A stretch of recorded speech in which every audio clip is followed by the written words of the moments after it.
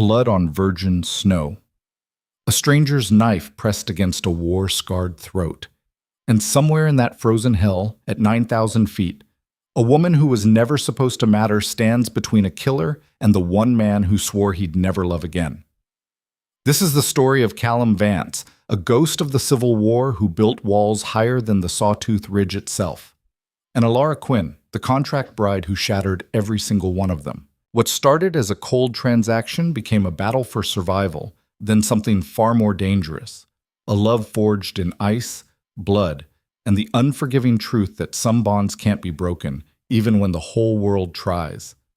Before we climb this mountain together, hit that like button and drop a comment telling me what city you're watching from. I want to see just how far this story travels across the map. Now, let's begin where all desperate choices start. At the edge of everything, the contract. The winter of 1891 arrived early in the Sawtooth Ridge, as it always did, swift, merciless, and indifferent to the plans of men. By late October, the peaks wore their shrouds of white, and the wind carried warnings that only fools ignored. The few trappers and prospectors who still dared these heights knew the rules. Get down before November, or don't expect to get down at all. Callum Vance had no intention of getting down. His cabin sat at 9,000 feet, wedged between two granite cliffs like a splinter driven into the mountain's flesh. It was small, barely 15 feet across, but built with the precision of a man who understood that sloppy work killed you in country like this. The logs were chinked tight against the wind. The roof was pitched steep to shed snow. The door faced east, away from the prevailing storms, and opened only when absolutely necessary. Inside, the space was sparse to the point of monastic. A cast-iron stove squatted in the center, its pipe jutting through the roof like a black finger pointing at heaven. A narrow cot was pushed against the north wall, covered with wool blankets worn thin from years of use. Shelves held beans, cornmeal, salt pork, coffee. Traps hung from pegs. A rifle and a shotgun rested across wooden brackets above the door. There were no photographs, no letters, no evidence that Callum Vance had ever been anything other than what he was now, alone. He stood at the single window watching the light fade behind the western peaks. He was 43 years old, though the mountain had aged him past that. His face was all sharp angles and weathered skin, tanned dark from years of sun and wind. A scar ran from his left temple down to his jaw, a saber cut from Antietam that had nearly taken his eye. His hair, once black, was now shot through with gray. His hands were scarred from traps and frost and fights he didn't talk about. He moved with the economy of a man who'd learned that wasted motion could mean the difference between living and dying. He'd been up here 11 years, 11 winters, 11 springs, 11 cycles of isolation so complete that sometimes he went weeks without hearing his own voice. It should have been enough.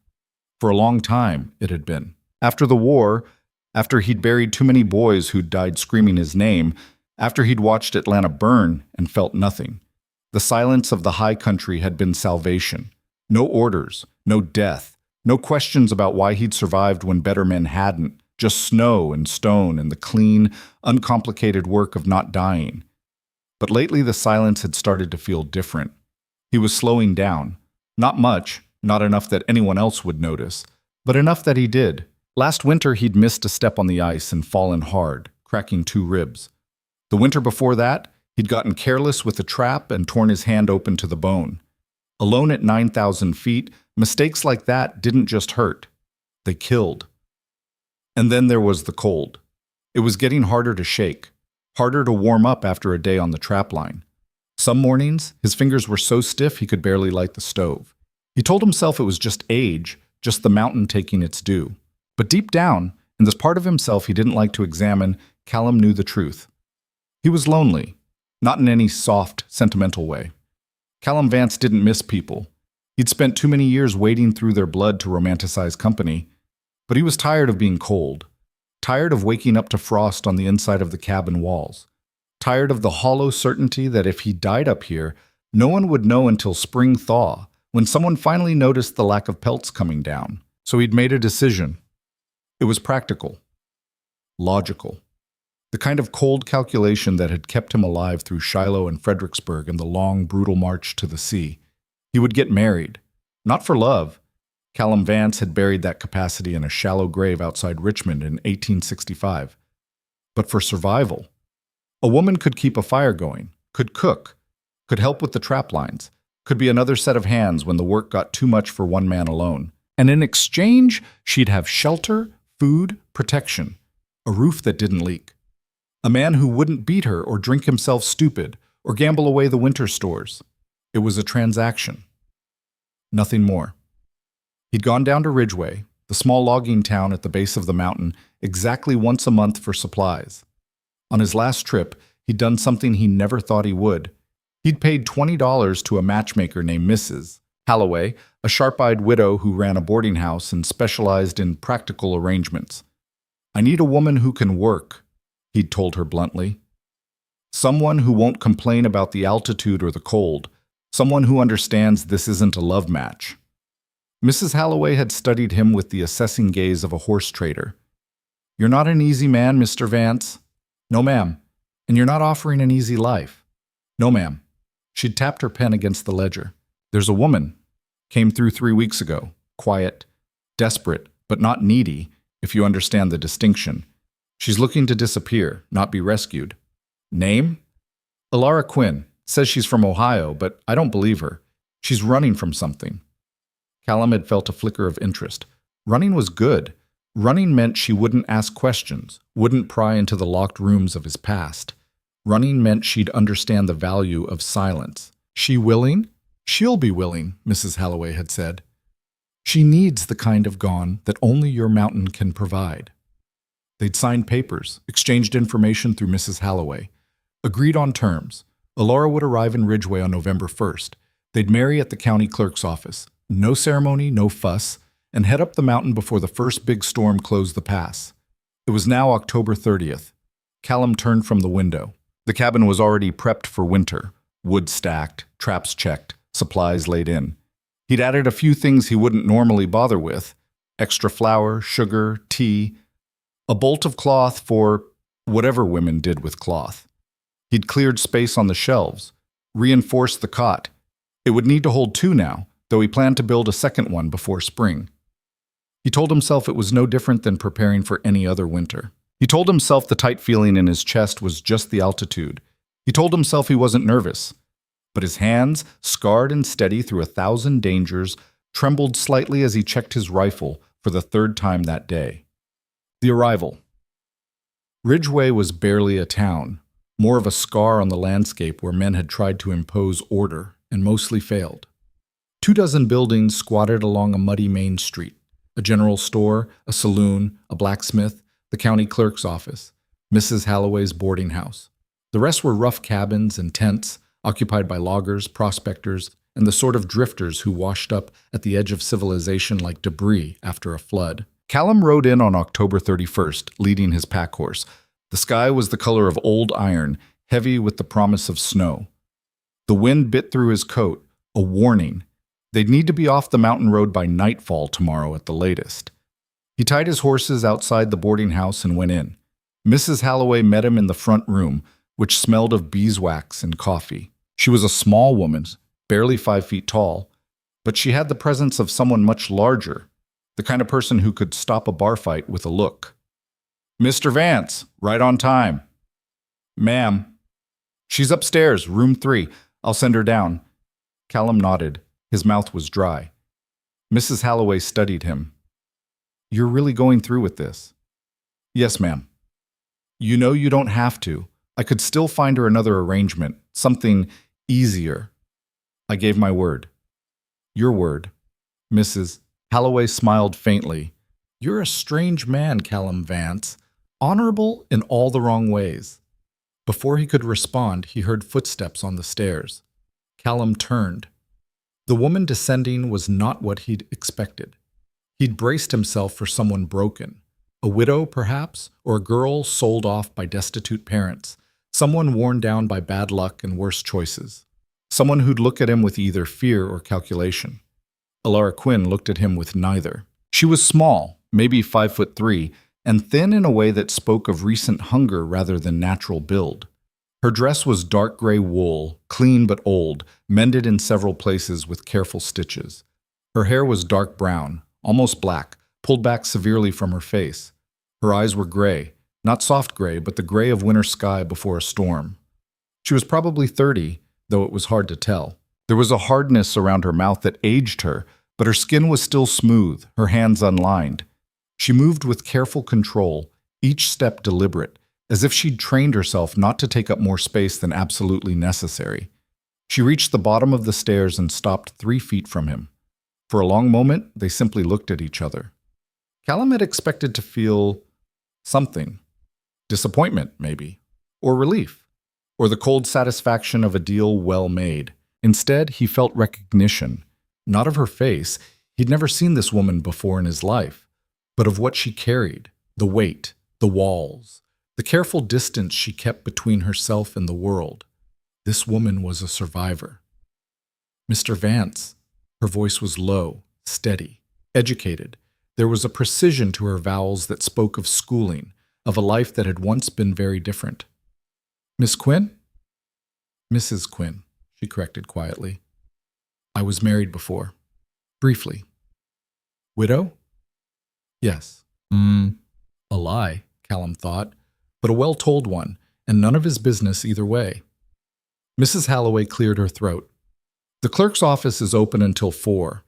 If you're going to do this, best do it now. Alara met Callum's eyes. Are you certain, Mr. Vance, Mrs. Halloway has made clear that your situation is difficult, remote, that you're not offering comfort or companionship, only work and survival? That's true, and you understand that I'm not coming to you as a bride seeking affection. I'm accepting a practical arrangement for practical reasons. Yes, ma'am. Then we understand each other.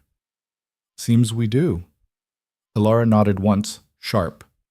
Then let's proceed. The county clerk was a bored-looking man named Henderson, who'd clearly performed this particular ceremony more times than he could count.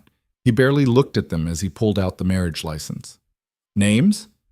Callum James Vance, Alara Mary Quinn, Henderson wrote without interest. Anyone here to witness? Mrs. Halloway had followed them over.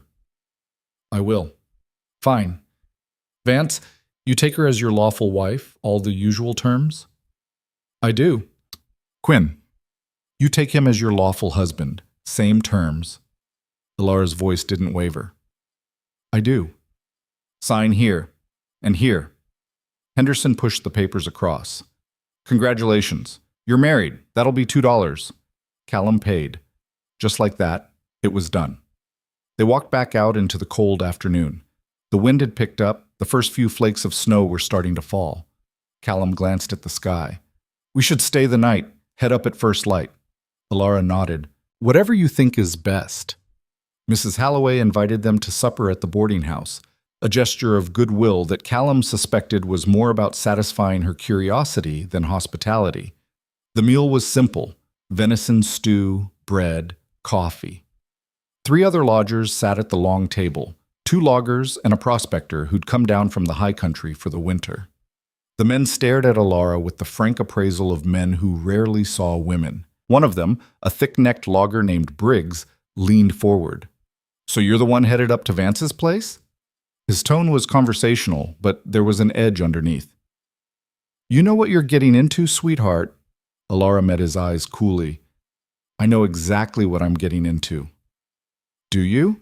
Briggs grinned. 9,000 feet, snow 6 months out of the year. Nearest neighbor 15 miles away. And him, he jerked his thumb at Callum, for company. Man barely says 10 words in a month. Then I imagine it will be very peaceful. The other logger snorted into his coffee. Briggs's grin faded. Just seems a waste, he said. Pretty woman like you, buried up there? Could do better down here. I got a cabin, not fancy, but... Callum's knife hit the table with a sharp thunk, blade buried an inch into the wood. The room went very quiet. Callum hadn't moved otherwise. He was still sitting, still relaxed. But his eyes were fixed on Briggs with the flat, empty stare of a man who'd killed before and would kill again without losing sleep. She's my wife, Callum said softly. You'll speak to her with respect, or you won't speak at all. Briggs went pale. I didn't mean... I know what you meant. For a moment, violence hung in the air like smoke. Then Briggs pushed back from the table. "Sorry, Vance, didn't mean offense." "Get out." Briggs left. The other men followed quickly. Mrs. Holloway watched them go, then looked at Callum with something that might have been approval. "That was unnecessary," Alara said quietly. Callum pulled his knife from the table. "Was it?" She held his gaze. "I can handle drunk men and their assumptions, Mr. Vance. I've been doing it for years." "Not anymore." Callum stood. "We leave at dawn. Get some sleep." He walked out before she could respond. The ascent. They left Ridgeway as the sun broke over the eastern peaks, turning the snow-covered slopes to gold. Callum led, riding his gray gelding and leading the pack-horse loaded with supplies. Alara followed on a smaller bay mare, one of Callum's horses, steady and mountain-trained. She was a competent rider. That was a relief. He'd been prepared to walk the horses if she couldn't stay in the saddle, but she moved with the easy balance of someone who'd spent time on horseback. Another piece of her past that didn't fit the story she'd told. The trail up the mountain was barely a trail at all, more of a suggestion carved into the rock by animal traffic and the occasional desperate human. It switchbacked up the slope, sometimes so steep that the horses had to scramble for purchase on loose stone. The air grew thinner with every 100 feet. By the time they reached 7,000 feet, Alara's breathing had gone harsh and labored. Callum didn't stop. She didn't ask him to. They climbed in silence. The only sounds were the horses' hooves on stone, the creak of leather, the occasional cry of a hawk circling overhead. The sky was painfully blue, that deep crystalline blue you only found at altitude, where the air was so thin it felt like you could reach up and touch the void beyond. At 8,000 feet, Callum finally called a halt. There was a small shelf here, just wide enough for the horses to rest. Below them, Ridgeway was a distant smudge. Above, the final climb to his cabin still loomed. Alara dismounted carefully. Her face was pale, her lips faintly blue. Altitude sickness. Not bad yet, but it would get worse before it got better. Callum pulled a canteen from his saddle. "Drink." Small sips. She obeyed without question. He watched her throat work as she swallowed. When she handed the canteen back, their fingers brushed. Brief, impersonal. "How much further?" she asked. 2 hours, maybe 3? She nodded, swayed slightly. Callum caught her elbow. "You need to sit." "I'm fine." "You're not. Sit." She sat. He dug biscuits and jerky from the pack, handed them to her. She ate mechanically, not tasting, just fueling. That was good. Smart. She was treating this like what it was, an ordeal to be endured, not an adventure to be enjoyed. "You've been higher than this before," Callum said. Not a question. Alara looked at him sharply. "What makes you say that?" "You're handling it better than most. First-timers usually panic at 7,000. She was quiet for a moment. Then, "I grew up near Denver. We had a ranch in the foothills. Not this high, but I know mountains." Another piece of truth mixed with lies. Callum filed it away. "You'll acclimate in a few days," he said. "But until then, move slow. Breathe deep. Tell me if you get dizzy or start seeing spots." "Why would I?" "Because altitude sickness can kill you, fast. And I don't feel like digging a grave in frozen ground." Alara's mouth twitched. Not quite a smile, but close. "How reassuring." "I'm not here to reassure you. I'm here to keep you alive." "Then we have that in common, Mr. Vance." She stood, swaying only slightly now, and walked back to her horse. Callum watched her go. There was something in her spine, a rod of pure stubborn will, that he recognized. She was running on nothing but determination and spite. It was a combination he understood intimately. They mounted and continued climbing. The cabin appeared suddenly, as it always did, hidden by the curve of the cliff until you were almost on top of it. Alara pulled her horse to a stop and stared. It was not, Callum knew, impressive, not compared to the grand houses she'd probably known before whatever disaster had driven her west. But it was solid. It was shelter. And at 9,000 feet in early November, that was worth more than gold. "Home," Callum said simply. Alara dismounted. She walked slowly around the cabin, taking it in. The narrow door, the single window, the lean-to stable built against the south wall for the horses. Her face was unreadable. Finally, she turned back to him. It's small. Yes. And isolated. Yes. No neighbors, no town, no escape if things go wrong. Callum met her eyes. If things go wrong, Mrs. Vance, neither of us is escaping. The mountain doesn't care about our problems. She held his gaze for a long moment. Then she nodded. Show me inside. The first night. The cabin felt even smaller with 2 people in it. Callum had tried to prepare for this, had mentally mapped out how they'd coexist in 15 square feet of space, but theory and practice were different things. Ilara moved carefully, trying not to crowd him, but there was no way around the basic reality.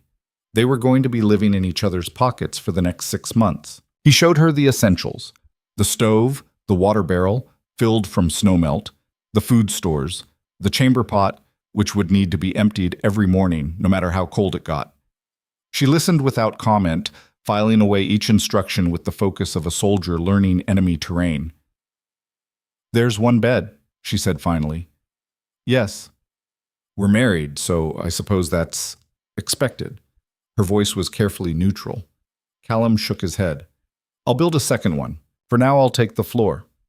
Ilara looked at him with something that might have been surprise. That's not necessary.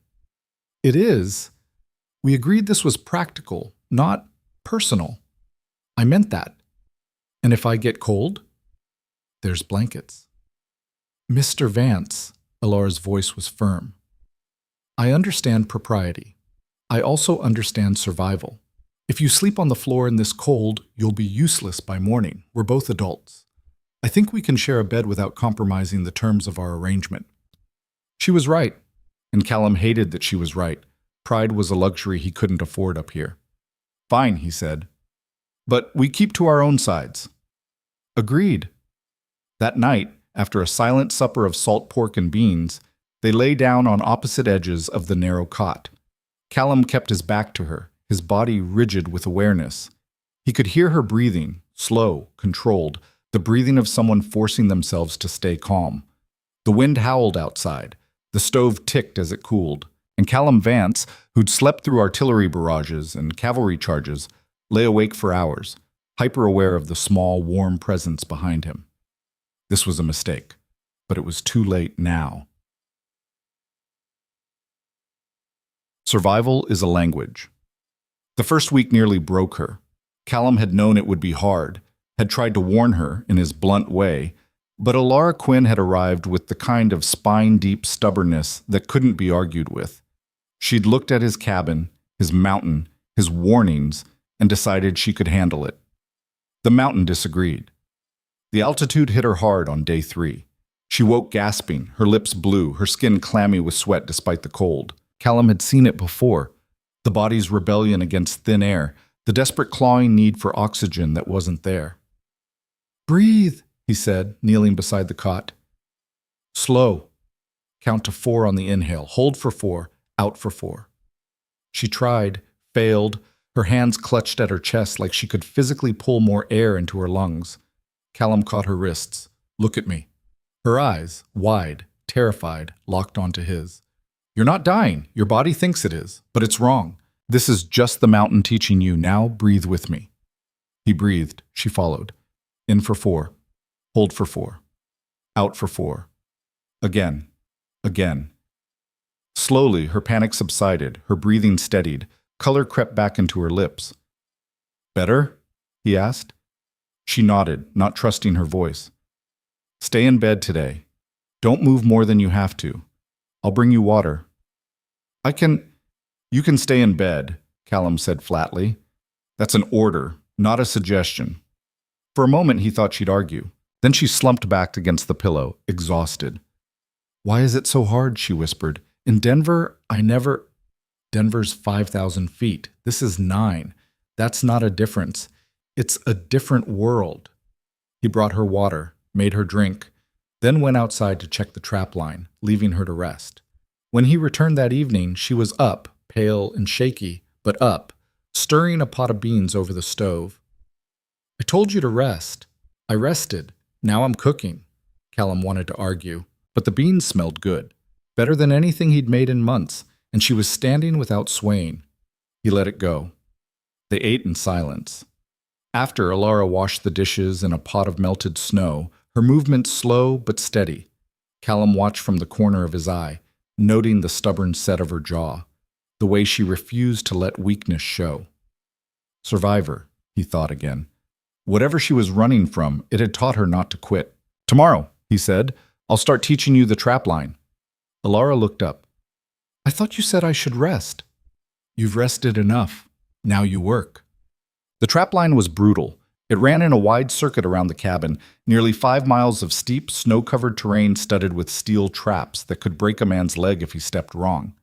Callum checked it every day, pulling frozen rabbits and the occasional marten from the jaws, resetting the springs, moving locations when the game got wise. He'd done it alone for 11 years. Now he had to teach someone else. Alara was a quick study. He'd give her that. She watched everything he did with that same focused intensity, asking short, specific questions. How tight to set the spring? Where to place the trap relative to the game trail? How to approach without leaving too much human scent? But watching and doing were different things. On day 5, she tried to reset a trap and nearly lost 2 fingers when the spring snapped shut too fast. Callum grabbed her wrist, yanked her hand clear. The trap clanged shut on empty air. That's how you die up here, he said, his voice hard. One mistake, that's all it takes. Alara stared at the trap, her face white. I'm sorry. Sorry doesn't matter. Focus does. He made her reset the trap 10 more times, then 20.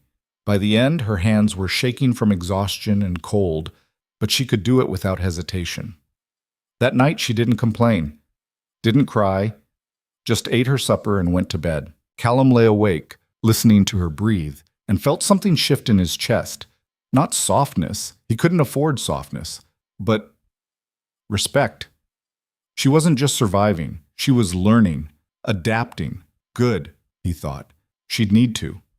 Winter was coming, and they'd only seen the edges of what it could do. Ikimams, the silence between. By the end of the second week, they'd developed a rhythm. Callum rose before dawn, lit the stove, put coffee on. Alara woke to the smell and emerged from the blankets like a ghost, silent, efficient. She'd dress by the stove, Callum kept his back turned, gave her that privacy, then start breakfast while he geared up for the trap line. Some days she came with him. Some days she stayed, mending clothes or rendering fat or doing the 100 small tasks that kept survival from collapsing into disaster. They spoke rarely, not from hostility, but because words up here felt expensive, like they should be saved for emergencies, for things that actually mattered. But the silence between them wasn't empty. Callum started to notice small things. The way Alara always poured his coffee first, even though she was clearly desperate for it herself. The way she'd reorganized the food stores, grouping things by type, in a way that actually made sense. The careful stitches she used to repair his torn coat, small, precise, nearly invisible. She noticed things too. He could tell from the way her eyes tracked him when she thought he wasn't looking. Cataloging his patterns, learning when he needed space and when he needed, though he'd never admit it, company. One evening, as they sat by the stove after supper, Alara spoke. Why did you come up here? Callum didn't answer immediately. It was the first personal question she'd asked, the first crack in the wall they'd both maintained. War, he said finally. I was tired of people dying. So you came to a place where you could die alone? Something like that. Alara was quiet. Then, that seems lonely. It was supposed to be. And now? Callum looked at her. In the stove's light, her face had lost some of its gauntness. Her skin was weathered now, her hands rougher, but there was color in her cheeks, and her eyes, those storm-gray eyes, held steady. Now, he said slowly, it's different. She didn't ask how, he didn't explain, but something in the cabin felt warmer that night, and it had nothing to do with the fire. The storm. The blizzard hit on November 20th, 3 weeks to the day after Alara's arrival. Callum smelled it coming 2 days before, that particular metallic taste in the air, the way the wind shifted direction, the eerie silence of birds fleeing the high country. He doubled their firewood stores, brought in extra snow to melt, checked and rechecked the chimney. "This isn't just weather," he told Alara. "This is the mountain showing its teeth. We stay inside until it passes, no matter what." She'd nodded, trusting his judgment. The storm arrived at midnight, a howling wall of wind and snow that hit the cabin like a physical blow. The whole structure shuddered. The window became a sheet of white. The wind found every crack, every gap, screaming through like a living thing trying to get in. Callum kept the fire going. Alara huddled on the cot, wrapped in every blanket they had. The temperature inside the cabin dropped. Their breath came in clouds. By morning, the door was blocked.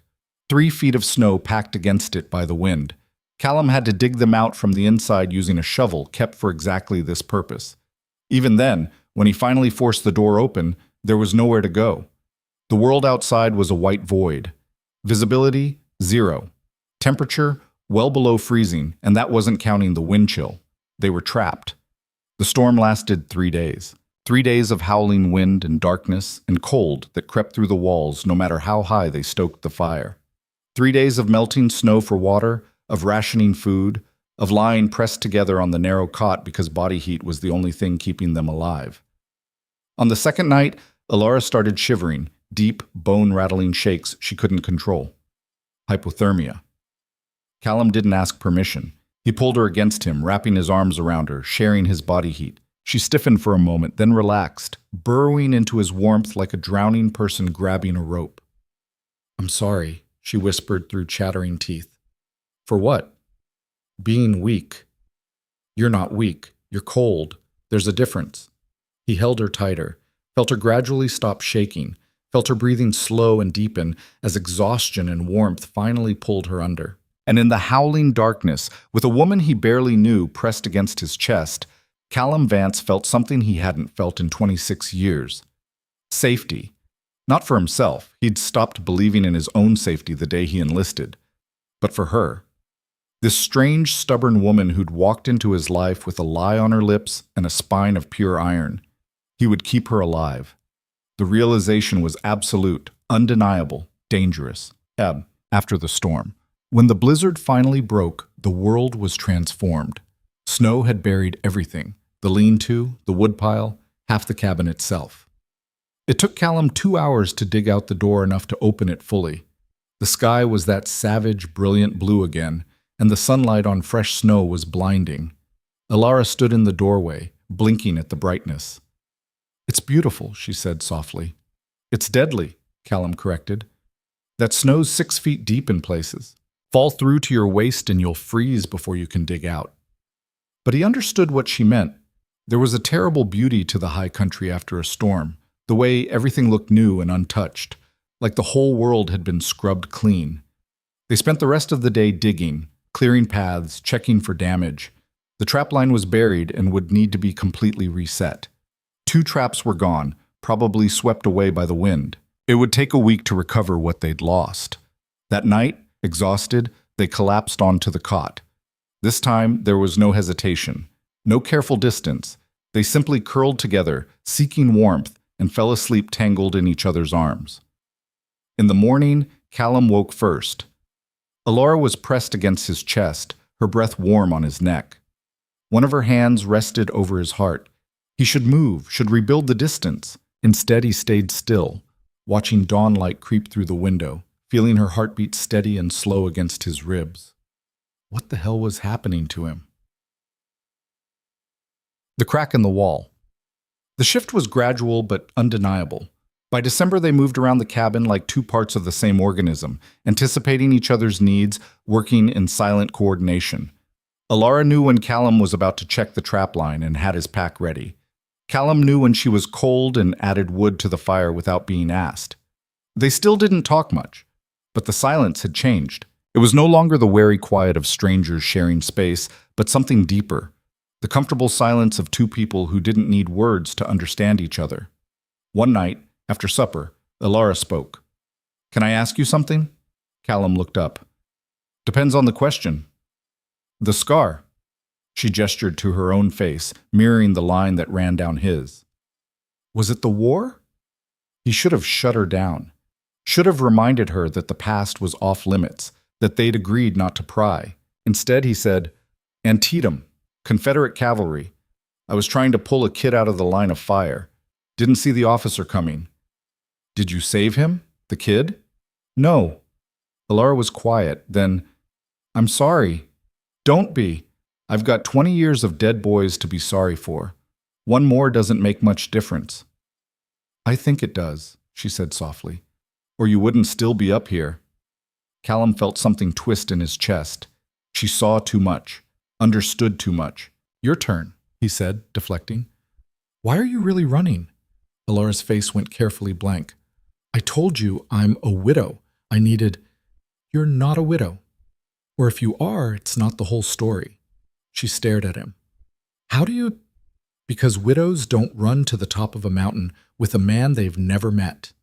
They remarry local. They go to family. They don't pay $20 to disappear. Callum leaned forward. Someone's hunting you, and when I asked Mrs. Holloway if anyone had come asking about you, she got real quiet, real fast. Alara's hands clenched in her lap. For a long moment, she didn't speak. Then, his name is Marcus Hale. He is my husband, legally. Thought you said you were a widow. I lied. Her voice was flat. Marcus is very much alive, wealthy, connected, and violent. Callum went very still. He hurt you. It wasn't a question. Yes. The word was barely a whisper. For years, I tried to leave twice. He found me both times. The second time, he broke my arm and told me if I tried again, he'd kill me. So you ran anyway. I didn't have a choice. He was getting worse. I knew if I stayed... She trailed off, but Callum didn't need her to finish. He'd seen enough domestic horror during his war years to know how that story ended. Why not go to the law? Alara laughed, a bitter, broken sound. Marcus is the law in Columbus. His father's a judge, his brother's the county sheriff. I had nowhere to go, no family, no money of my own. So I stole what I could, changed my name, and ran west. And Holloway helped you. Mrs. Holloway has experience helping women disappear. She has a network. When I told her I needed to vanish completely, she suggested your arrangement. Callum absorbed this. His mind was already working through scenarios, calculating risks. This husband of yours, he have reach out west? I don't know, maybe. He has money enough to hire hunters. Then we'll assume he does. Callum stood, moved to the window. Outside, the snow glowed blue in the moonlight. How long since you left? 3 months. And you're sure he's looking? I'm sure. Marcus doesn't let go of things he considers his. Callum turned back to her. Alara was staring at her hands, her shoulders hunched like she was waiting for a blow. Look at me, he said. She did, reluctantly. You're not his anymore. You're mine, legally, and I protect what's mine. Understand? Something in her face cracked open. Relief, maybe, or gratitude, or just the desperate hope that someone, finally, would stand between her and the monster hunting her. Why? She whispered. Why would you do that? Callum didn't have a good answer. Or maybe he did, but it was too complicated, too entangled with the way she'd looked after the storm, with the warmth of her pressed against him in the dark, with the stubborn strength that had pulled her through 3 weeks of hell without breaking. So he said the only thing he could, because I gave my word, and because no one hunts on my mountain. Winter's deepening. January arrived with teeth bared. The cold became absolute, so deep that water froze solid in the barrel inside the cabin, so severe that Callum had to bring the horses into the main room at night because the lean-to wasn't insulated enough. They slept surrounded by the smell of horse and leather, but alive. The isolation pressed down like a physical weight. They hadn't seen another human being in over a month. Wouldn't see one until spring thaw, March at the earliest, maybe April. It was just them, the cabin, the mountain. Alara surprised him. Most people would have fractured under the pressure of that much aloneness, would have started talking to themselves, or crying, or lashing out at the only other warm body in reach. Callum had been prepared for that, had been ready to weather her breakdown with the same grim patience he applied to everything else. She didn't break. Instead, she bloomed. In December, she'd been competent. By January, she was something more, a true partner in the brutal work of staying alive. She could check the trapline alone now, though Callum still insisted on going with her, paranoid about accidents. Could skin and gut a rabbit with quick, efficient movements. Could read the weather as well as he could. Knew when a storm was building and when it was safe to venture out. More than that, she'd made the cabin feel different. Callum couldn't quite articulate how. It was still the same small, rough space, but Alara had added touches. She'd sewn curtains from spare cloth to help insulate the window, had started keeping wildflowers in a tin cup during the brief warm spells, had rearranged the sparse furniture in a way that somehow made everything feel less cramped, and she'd started humming, quiet, tuneless little melodies while she worked, nothing recognizable, just sound filling the silence. The first time Callum heard it, he'd frozen, shocked by the sheer domesticity of the moment. Then slowly, he'd relaxed. Let it wash over him. It was nice. That terrified him more than any blizzard. One night in late January, a different kind of storm rolled in. Not weather, worse. They were lying in bed, backs pressed together for warmth, a habit now, unquestioned, when Alara suddenly went rigid. "Did you hear that?" she whispered. Callum was already reaching for the rifle mounted above the bed. "What?" "Outside. Someone." He listened. The wind was howling, but beneath it, footsteps. Heavy. Crunching through the snow, Callum was out of bed in seconds, rifle in hand. He moved to the window, peered out into the darkness. Nothing. Just wind and snow and shadows. But the horses were restless, shifting and snorting in their corner. They sensed something. "Stay here," Callum said. "Don't open the door for anyone but me." "Callum? Stay. Here." He slipped outside. The cold hit him like a fist. He was wearing only trousers and a shirt. No coat, no hat. But adrenaline was a better insulator than wool.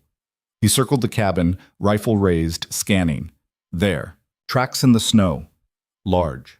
Recent. Human. Not animal. They led away from the cabin down toward the tree line. Callum followed them for 20 yards, then stopped. The tracks vanished into the darkness. Whoever, or whatever, had been here was gone. Or waiting. He stood in the howling wind, every sense straining, waiting for movement. Nothing. Finally, frozen through, he returned to the cabin. Alara had the shotgun in her hands, aimed at the door. She lowered it when she saw him, relief flooding her face. "What was it?" "Don't know. Human tracks. Could be a trapper who got lost, stumbled too close. Could be—" He didn't finish. "Could be Marcus," Alara said quietly. "Could be." Callum bolted the door, something he rarely bothered with. But if it was, he's not coming back tonight. Not in this cold. We're safe until morning. They didn't sleep. They sat by the stove, weapons across their laps, listening to every creak and groan of the cabin, watching shadows, waiting. Dawn came cold and clear. Callum went out at first light. The tracks were still there, partially filled by new snow but still visible. He followed them further this time, down into the trees. A mile from the cabin, he found a camp. Someone had built a fire. Poorly, the coals scattered and barely contained. There were boot prints everywhere, and scratched into a tree trunk, fresh. Hale. Callum stared at the name. So, the husband had found her. Not personally, Callum doubted a city man like that would come himself. But he'd sent someone. A hunter. Someone who knew how to track, who had the skills to survive up here long enough to scout. The message was clear. I know where she is. Callum stood in the silent forest, snow beginning to fall again, and felt something shift inside him. Something cold and hard and utterly unyielding. They wanted a fight? They'd get one, but not on their terms. On his. This was his mountain, and he'd be damned if anyone took what was his. Callum returned to the cabin with the weight of certainty pressing against his ribs like a blade. He didn't run. Running invited pursuit, and besides, the hunter was already gone.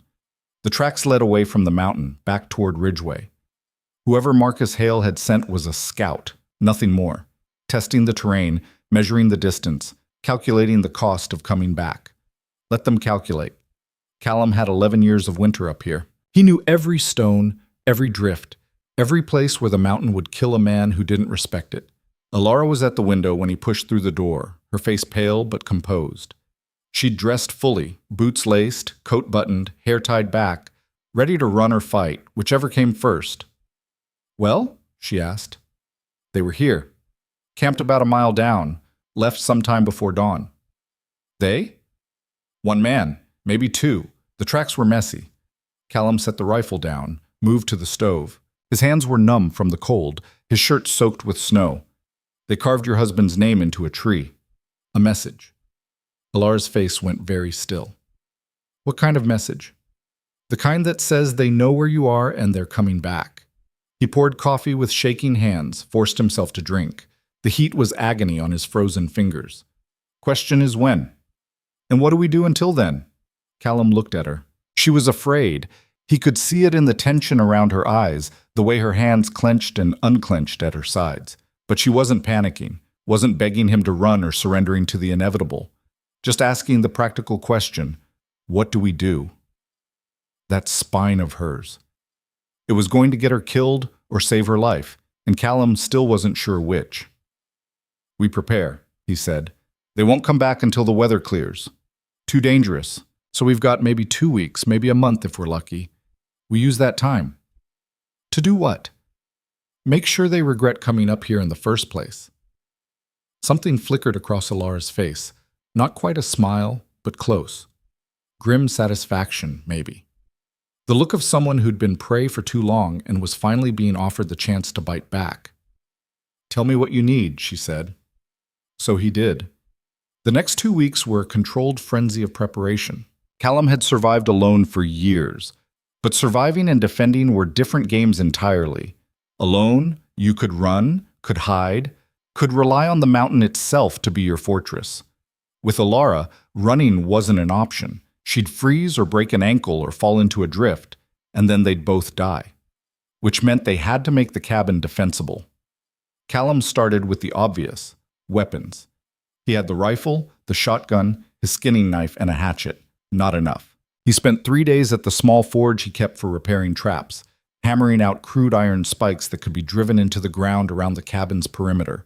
Not enough to stop a determined man, but enough to slow him down, make him careful. Alara helped without being asked, working the bellows until her arms shook, holding pieces steady while he hammered. She learned fast, learned where to stand, when to hand him tools, how to read the color of hot metal. "Where'd you learn to forge?" she asked one afternoon, her face flushed from the heat. "Army. We had to repair gear in the field." Callum plunged a finished spike into the water barrel. It hissed, sending up a cloud of steam. "You can't wait for a blacksmith when your bayonet snaps in the middle of a charge." "Did that happen often? Bayonet snapping?" "Often enough." She was quiet for a moment. Then, "What was it like? The war?" Callum had been waiting for this question. It always came eventually. People saw the scar, put together the timeline, and curiosity won out over tact. Usually, he shut it down. Gave some curt non-answer that made it clear the subject was closed. But Alara wasn't asking out of morbid fascination. She was asking because she understood that violence shaped people, that the things you survived became part of your architecture. "Loud," he said finally, "and stupid. Men screaming about glory and dying in the mud, boys crying for their mothers, officers making decisions that got hundreds killed for 20 yards of ground we'd lose the next day anyway. But you kept fighting. Didn't have a choice. You enlist, you go where they send you." "You always have a choice," Alara said quietly. "You could have deserted. Deserters got shot. So you were more afraid of the firing squad than the battlefield?" Callum looked at her sharply. There was no judgment in her voice, just genuine curiosity. "No," he admitted. "I was more afraid of being a coward." Alara nodded like that made perfect sense. Maybe to her it did. She'd stayed with a violent man for years rather than be labeled a failure, a quitter, a woman who couldn't make her marriage work. Fear took different shapes, but the cage was always the same. "For what it's worth," she said, "I don't think you're a coward. You barely know me. I know you could have sent me back down the mountain the day I arrived. Could have taken one look at me and decided I wasn't worth the trouble." She met his eyes. "But you didn't, so no." not a coward. Something in Callum's chest twisted. He turned back to the forge, unable to hold her gaze. "We need more spikes," he said roughly. "Hand me that rod." She did, and they worked in silence. But the air between them felt different, charged somehow, like the moment before lightning strikes. By the end of the second week, they had 30 iron spikes driven into the ground in a loose perimeter around the cabin, angled up and out. Callum also rigged a series of simple alarms, tin cans strung on wire between trees, set low enough that anyone approaching in the dark would trip them. "It's not a fortress," he told Alara, "but it's better than nothing." "What if they come during the day?" "Then we see them coming and have time to decide, fight or fort up." "And if we fort up?" "We wait them out. No one's surviving more than a few hours out there without shelter. Not in this cold." Alara looked out at the white expanse beyond the cabin. "You're betting they don't know the mountain as well as you do." "I'm betting most hired guns aren't stupid enough to die for someone else's grudge." "And if they are?"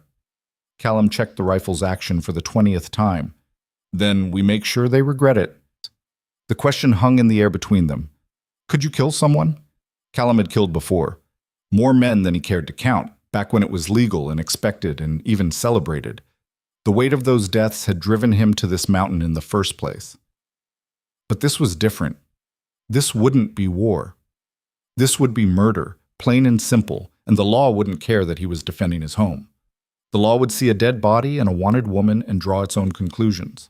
Alara must have seen the calculation in his face because she said very quietly, "I won't let you hang for me. Won't come to that. But if it does, it won't." Callum's voice was flat, final. "Because if someone comes up here trying to take you, they won't make it back down to tell anyone."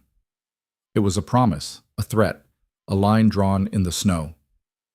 Alara held his gaze for a long moment. Then she nodded and turned back to the stove, where she was melting snow for washing. The conversation was over, but that night, when they lay down to sleep, she didn't keep to her side of the cot. She pressed against his back, her forehead between his shoulder blades, and whispered into the darkness, "Thank you." Callum didn't ask what for. He already knew. The days fell into a new pattern, still the old rhythms of survival, but sharpened now by vigilance. One of them was always watching, always listening. They took turns on the trap line, never both going at once. At night, Callum slept with the rifle within arm's reach and woke at every sound. The waiting was worse than the work. Uncertainty gnawed at them both. Was the hunter coming back? Had he given up? Reported back to Marcus Hale that his wife was beyond reach, buried too deep in the wilderness to be worth retrieving? Or was he gathering more men, better equipment, waiting for the right moment to strike? Callum hated not knowing, hated the way it made him second-guess every decision. But there was nothing to do except wait and prepare and trust that when the moment came, they'd be ready. In the meantime, the mountain didn't care about their fears. It demanded the same brutal attention it always had. On the 1st of February, the temperature dropped so low that the horses' breath froze into icicles on their muzzles. Callum and Alara took turns rubbing them down every few hours, keeping their blood moving, making sure they didn't go stiff and die in the night. "Why not just let them go?" Alara asked during one of these sessions, her hands working methodically over the gray gelding's flanks. "Set them free. They'd have a better chance on their own." "No, they wouldn't. Horses are prey animals. They don't know how to survive without humans. They'd wander until they got caught in a drift or pulled down by wolves." Callum paused. "Besides, we need them. Come spring, if we have to run, we'll need to run fast." "You think we'll have to run?" "I think we should be ready for anything." Alara was quiet, her hands never stopping their work. Finally, she said, "If we run, where would we go?" It was a fair question. Running meant leaving the cabin, the trap line, everything Callum had built over 11 years. It meant starting over somewhere else, somewhere lower, more populated, less defensible. It meant exposure. "West," he said after a moment, "over the ridge. There's territory there that's barely mapped. We could disappear for real. And survive how? Same way we survive here. Trap, hunt, trade when we have to." He met her eyes over the horse's back. "It wouldn't be easy." "Nothing about this has been easy." "Fair point. Would you come?" The question slipped out before Callum could stop it. If it came to that, if I said we needed to leave tonight, pack light and go, would you? Alara didn't hesitate. Yes. Even if it meant walking away from any chance at a normal life? I stopped believing in normal the day I married Marcus. She smiled, a bitter, hard thing. This is the most normal I've felt in years. Callum didn't know what to say to that, so he said nothing, just returned to his work. But something had shifted between them again, another wall down, another truth shared. They were in this together now, completely. No exit strategy, no fallback plan, just them against whatever came. The storm that had been threatening for days finally broke on February 4th. Not another blizzard, something worse. Freezing rain. It started as sleet, rattling against the cabin roof like thrown gravel. Then it shifted, became heavy, clinging. Ice coated everything, the trees, the ground, the cabin walls. The world turned into glass. This is bad, Callum said, watching through the window. Worse than snow? Much worse. Ice this thick will bring down trees. And if it gets on the trap line... He didn't finish, but Alara understood. The traps would be buried under inches of ice, impossible to check or reset. Days of work, lost. Worse, if any animal was caught out there, it would freeze solid before they could retrieve it. We need to get to the line, she said. It's too dangerous. One slip on this ice and we lose a week's worth of food. Maybe more. Alara was already pulling on her coat. You said yourself we can't afford mistakes. Leaving meat to rot is a mistake.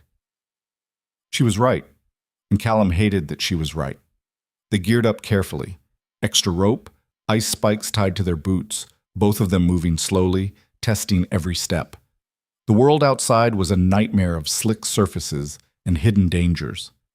Twice, Callum went down hard. Once, Alara barely caught herself before sliding off a ledge into a 20-foot drop. But they made it to the trap line. 5 traps had been sprung. 3 held frozen rabbits. 1 held a marten, a good pelt, worth money come spring. The 5th held something else, a man's hand, or what was left of it. 3 fingers, severed cleanly at the second knuckle. Frozen solid. The trap's jaws had closed with enough force to shear through bone and flesh like they were nothing. Callum knelt beside the trap, his mind racing. Fresh blood, or as fresh as blood could be in this cold. Maybe 12 hours old, which meant someone had been here last night, moving through the darkness, probably scouting, had stepped wrong and paid the price. Callum! Alara's voice was tight. Look! She was pointing at the ground. Tracks. Boot prints, partially filled with ice but still visible, leading away from the trap back toward the valley. Whoever it was had run. Bleeding, in agony, probably going into shock. They wouldn't have made it far. We need to find him, Callum said. Why? He came to scout us, to find a way to take me. Maybe. Or maybe he's already dead, frozen somewhere between here and town, and his body's going to bring the law up here asking questions. Callum stood, following the blood trail with his eyes. Either way, we need to know. They found him a quarter-mile from the cabin, curled against a fallen log. He was young, maybe 25, with a sparse beard and the kind of soft hands that said he'd never done hard labor. His right hand was wrapped in a blood-soaked rag. His lips were blue. His eyes were closed. Dead, Callum thought. Froze to death in the night. Then the man's chest rose, fell, rose again. He's alive, Alara whispered. Callum knelt, checked for weapons. Found a revolver, nice piece, too expensive for a drifter, and a folding knife. In the man's coat pocket, a tintype photograph of a woman and child, and a letter. Callum unfolded the letter. Read the first few lines. Mr. Garrett, you will proceed to the Sawtooth Ridge and locate the woman known as Alara Quinn. Confirm her location and current circumstances. Do not engage. Report back to me in Columbus with your findings. Payment upon completion, $500. It was signed Marcus Hale, Esquire. Callum passed the letter to Alara, watched her face go white as she read. Garrett, she said softly. I know that name. He worked for Marcus's father, clerk or something. Not a killer then. No, just a man doing a job. They looked at each other. The unspoken question hung between them. What now? They couldn't leave him here. He'd die, and his death would bring exactly the kind of attention they were trying to avoid. But bringing him to the cabin meant taking in a spy, someone who'd report back to Marcus the moment he was able, unless he never got the chance to report. Callum saw the thought cross Alara's face, saw her realize what he was considering, and something in her eyes went hard. No, she said. He came here to find you, to help them take you. He came here to earn $500 so he could feed his family. She gestured at the tintype. Look at him. He's not a hunter. He's desperate. Desperate men do desperate things. So do we. Alara met his eyes. But we don't have to be killers. Callum wanted to argue, wanted to point out that mercy was a luxury they couldn't afford, that letting this man live was gambling with both their futures. But looking at Alara's face, at the fierce, unyielding conviction there, he knew he'd already lost the argument. Fine, he said. We bring him back, patch him up. But the moment he's strong enough to walk, he leaves. And he doesn't come back. Clear? Clear. They hauled Garrett back to the cabin. It took an hour. He was dead weight, his body limp with hypothermia. By the time they got him inside and stretched out by the stove, Callum was soaked with sweat despite the cold. Alara went to work immediately. She'd learned field medicine over the past months, how to stitch wounds, set bones, treat frostbite. Now she unwrapped Garrett's mutilated hand, her face calm and focused. The damage was brutal. The trap had taken his index and middle fingers completely, and the ring finger was barely hanging on. We need to remove it, she said. The rest of it, before infection sets in. I'll do it, Callum said. No, I will. And she did. With a sharp knife heated over the stove and steadier hands than Callum would have believed possible, Alara amputated the ruined finger, cauterized the wound, and bandaged what remained. Garrett screamed once, a raw animal sound that echoed off the cabin walls, and then passed out. Afterward, Alara sat back, her hands shaking. There was blood on her sleeves, her face. She looked like she might be sick. Callum handed her a cup of whiskey. She drank it in one swallow. You did good, he said. I just maimed a man. You saved his life. There's a difference. Alara looked at Garrett's unconscious form. He's going to go back to Columbus and tell Marcus everything. Maybe. Definitely. Then we'll deal with that when it happens. Callum pulled her to her feet. For now, he lives. That was your choice. Don't second-guess it. She nodded, but the doubt remained in her eyes. They took turns watching Garrett that night. He woke twice, delirious with fever, calling for someone named Sarah. The second time, Alara held water to his lips, murmured soothing nonsense until he settled. Callum watched from across the room and felt something dark and ugly twist in his gut. Jealousy. Not because she was tending to another man, that was absurd, but because she could still offer comfort, could still tap into that well of softness that Callum had buried so deep he'd forgotten it existed. He'd made himself stone. Necessary stone, useful stone, the kind of foundation you could build on. But Alara was something else. She'd been broken and beaten and hunted, but she hadn't let it make her cruel, hadn't let it kill the part of her that could still choose mercy. Callum didn't know if that made her stronger than him or weaker. He suspected it made her braver. Garrett woke fully on the third day. He looked around the cabin with the dazed confusion of someone who couldn't quite piece together how he'd survived. Where? His voice was a rasp. What? You're alive, Callum said from where he sat cleaning the rifle, though you came damn close to not being. Garrett's eyes found Alara, widened in recognition. You're... Yes, she said calmly. And you came here looking for me. To his credit, Garrett didn't try to lie. He looked at his bandaged hand, what was left of it, and seemed to understand that he was in no position to bluster. I was hired, he said. I needed the money. My wife, Sarah, she's sick, and the doctors... He swallowed hard. I'm not a violent man, Mrs. Hale. I swear it. I was just supposed to confirm you were here and report back. My name is Vance now, Alara said quietly, and you can report that you never found me. Garrett blinked. What? Tell Marcus you searched the ridge, found nothing, came back empty-handed. We'll give you supplies enough to make it to town. After that, you're on your own.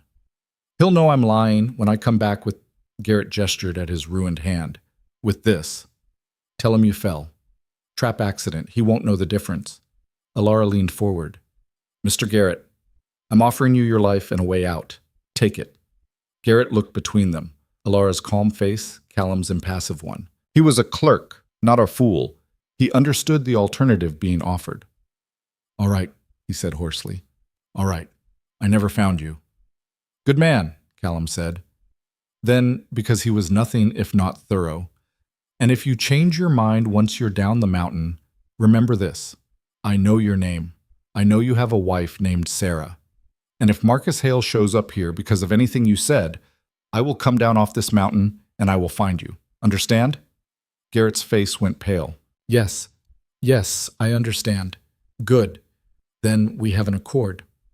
They kept Garrett for another 2 days, long enough for him to regain enough strength to travel. Alara tended his hand, changed his bandages, made sure the wound wasn't festering. Callum kept his distance, watchful, distrustful. On the morning of the 6th day, they sent him down the mountain. Callum had packed supplies, food, a blanket, a small amount of money. Enough to make it to Ridgeway, but not so much that Garrett would be tempted to risk coming back. Remember our agreement, Callum said, as Garrett prepared to leave. I will. I swear it. Garrett looked at Alara.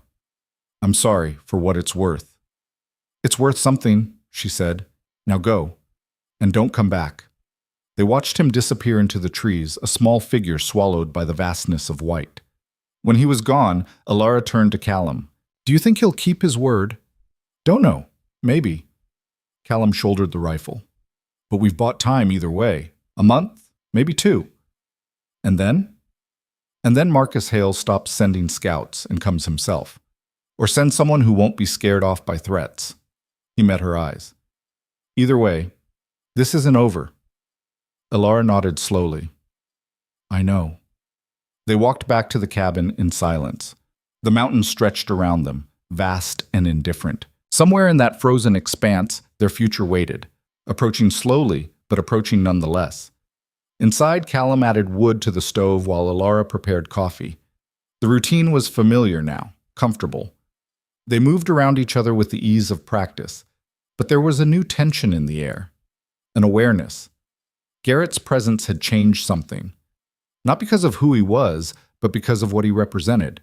Proof that the past wasn't done with them, that Marcus Hale's reach was longer than they'd hoped. That night, as they lay in the narrow cot, Alara spoke into the darkness.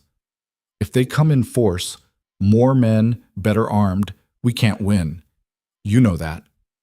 Callum did know, had been avoiding thinking about it, but yes, 2 people against a determined group had only one outcome, and it wasn't the one he wanted. So we run, he said. Where?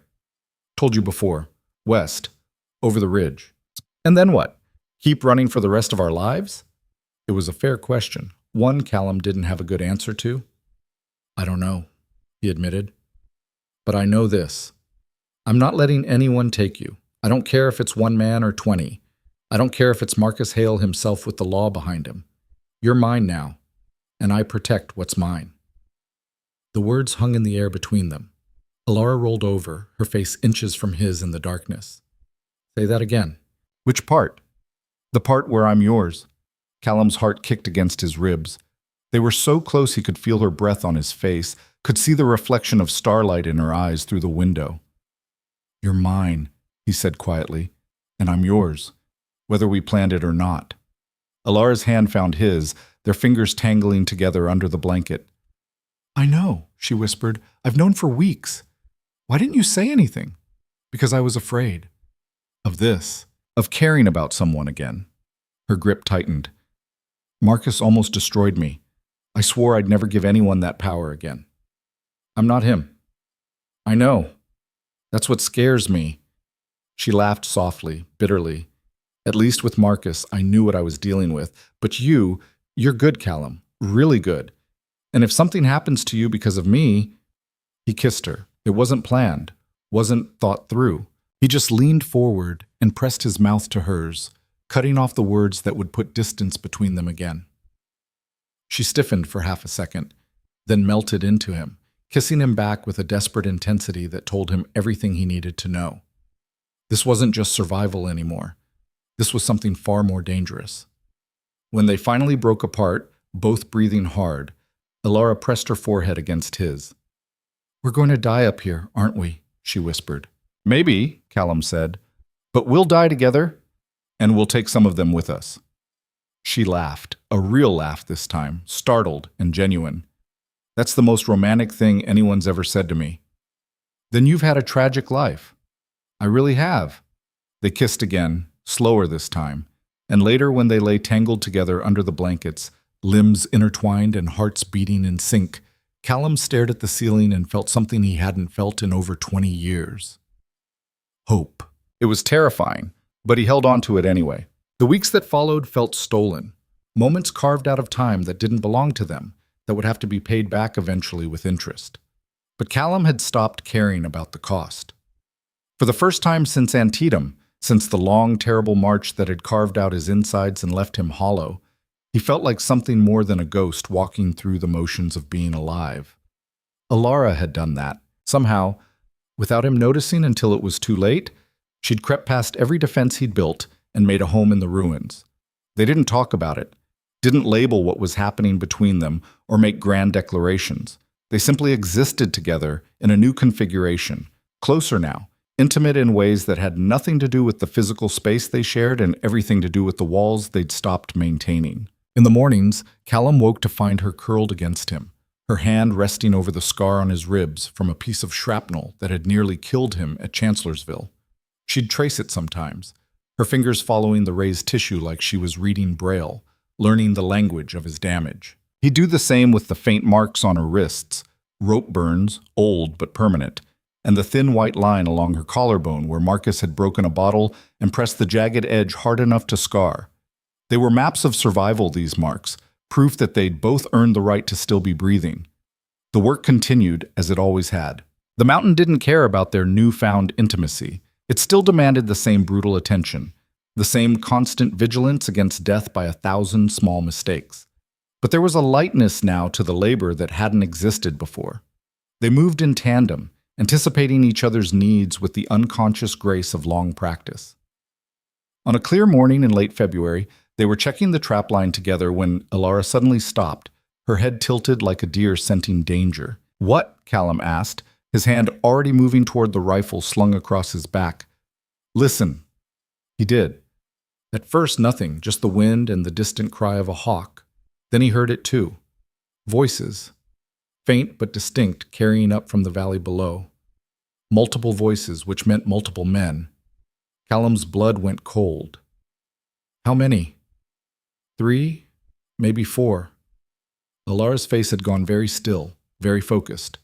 They're not trying to be quiet, which meant they didn't care if they were heard, which meant they were confident, which meant they were dangerous. "Back to the cabin," Callum said quietly. "Now, stay close and move fast." They ran. Not full-out panic running, that was how you broke an ankle or missed a step and went tumbling down the mountainside, but a controlled, urgent pace that ate up the distance. Behind them, the voices grew louder, closer. They burst through the cabin door and Callum immediately began barricading it, the heavy crossbar they'd installed after Garrett's visit, then the table pushed up against it for extra weight. Alara grabbed the shotgun, checking the load with practiced efficiency. "Windows," Callum said. They had 2, the main one facing east and a smaller one on the south wall. Both were too small for a man to fit through, but a bullet didn't need much space. Callum positioned himself at the east window, rifle ready. Alara took the south, and they waited. The voices stopped. The forest went silent. That particular quality of silence that meant predators were near and every living thing with sense had gone to ground. Then a voice called out, loud and carrying. "Mrs. Hale! We know you're in there!" Alara's hands tightened on the shotgun. Callum saw her jaw clench, saw the way her whole body went rigid at the sound of that name. Not her name, not anymore. "We're not here to hurt you," the voice continued. "Mr. Hale just wants to talk. He's very worried about you. We're here to bring you home safely." Callum risked a glance through the window. 3 men stood in the clearing below the cabin, maybe 30 yards out. They were dressed for the cold, but not for the mountain. city clothes under heavy coats, good boots but not mountain boots. Two of them carried rifles. The third, the one doing the talking, had his hands raised in what was probably meant to be a peaceful gesture. Professional, Callum thought, not hired thugs. These were men who knew how to track, how to move, how to present a civilized front while being ready to turn violent the moment it served them. "Mrs. Hale, please be reasonable," the man called. "It's freezing out here, and we've come a long way. Mr. Hale has authorized me to offer you safe passage back to Columbus, no questions asked. He just wants to know you're safe." "Safe," Alara hissed, her voice low and venomous. "He wants me safe in a grave." Callum didn't doubt it. Men like Marcus Hale didn't spend money sending people across the country because they were concerned. They sent people because they'd been defied, and defiance couldn't be tolerated. "Mr. Vance," the man called, shifting tactics. "We know she's your wife now. Legally married. We respect that. But you don't know what you're involved in. This woman stole a considerable amount of money from her previous husband. She's wanted for theft. If you're harboring her knowingly, that makes you an accomplice." Callum felt a flicker of surprise. He glanced at Alara. She met his eyes and gave a single, sharp nod. Confirmation. "I took what I earned," she said quietly, just to him. 8 years of being his property. I figured that was worth the $500 I took from his safe." "Should have taken more," Callum said. Despite everything, she smiled. Outside, the spokesman was still talking, his voice taking on an edge of impatience. "Mr. Vance, you seem like a reasonable man, a veteran. We checked. 2nd Wisconsin, Antietam, Gettysburg. You served with honor. Don't throw that away for a woman you barely know. Help us bring her in peacefully, and we'll make sure you're compensated for your trouble. $500. That's a year's wages for a man like you." A year's wages. Once, that would have been tempting, but Callum had learned the hard way that some prices were too high, no matter the number attached. "They're trying to buy you off," Alara murmured. "I know. It's a good offer." Callum looked at her. "You want me to take it?" "I want you to live. If you hand me over, you walk away clean. They get what they came for, you get paid, and nobody has to die." "Except you." Alara's smile was sad. "I died a long time ago, Callum. I've just been moving out of habit." "Bullshit." Callum turned back to the window. "You're the most alive person I know." Before she could respond, he called out to the men below. "I'm giving you one chance to walk away." The spokesman's friendly mask slipped. "Mr. Vance, I don't think you understand the situation. I understand fine. You're trespassing on my land, threatening my wife, and I'm done being polite about it. You've got 60 seconds to get off my mountain before I start shooting." One of the other men, younger, with the cocky bearing of someone who'd never been truly tested, laughed. "You and what army, old man? There's 3 of us and 1 of you." "2 of us," Alara called out, her voice steady. "And we know this mountain. You don't. So ask yourselves, how much is Marcus Hale paying you? Enough to die for?" The laughter died. The 3 men huddled together, conferring in low voices Callum couldn't make out. He used the time to check sight lines, calculate distances. 30 yards. Not a difficult shot with the rifle, even accounting for wind. The shotgun would be useless at that range, but if they rushed the cabin, Alara could do real damage up close. If. When. Callum knew how this was going to end. Had known from the moment he heard voices in the valley. There was only one way this could go, and he'd been preparing for it since Garrett's visit. The spokesman stepped forward again. His hands were no longer raised. "Last chance, Vance. We can do this the easy way or the hard way. Your choice." Callum's answer was to chamber around. The sound echoed across the clearing, sharp and unmistakable. For a long moment, nobody moved. The whole world seemed to hold its breath. Then one of the men raised his rifle. Callum fired first. The rifle's crack split the silence like thunder. The bullet took the man in the shoulder, spinning him around. He dropped, screaming, blood spraying across the white snow. The other 2 dove for cover.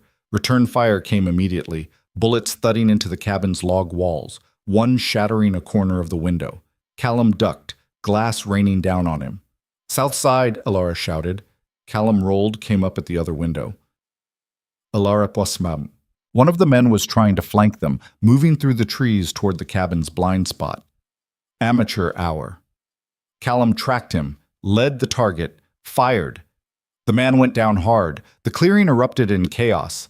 The spokesman was dragging his wounded companion behind a fallen log, still shouting, no longer offers, now threats.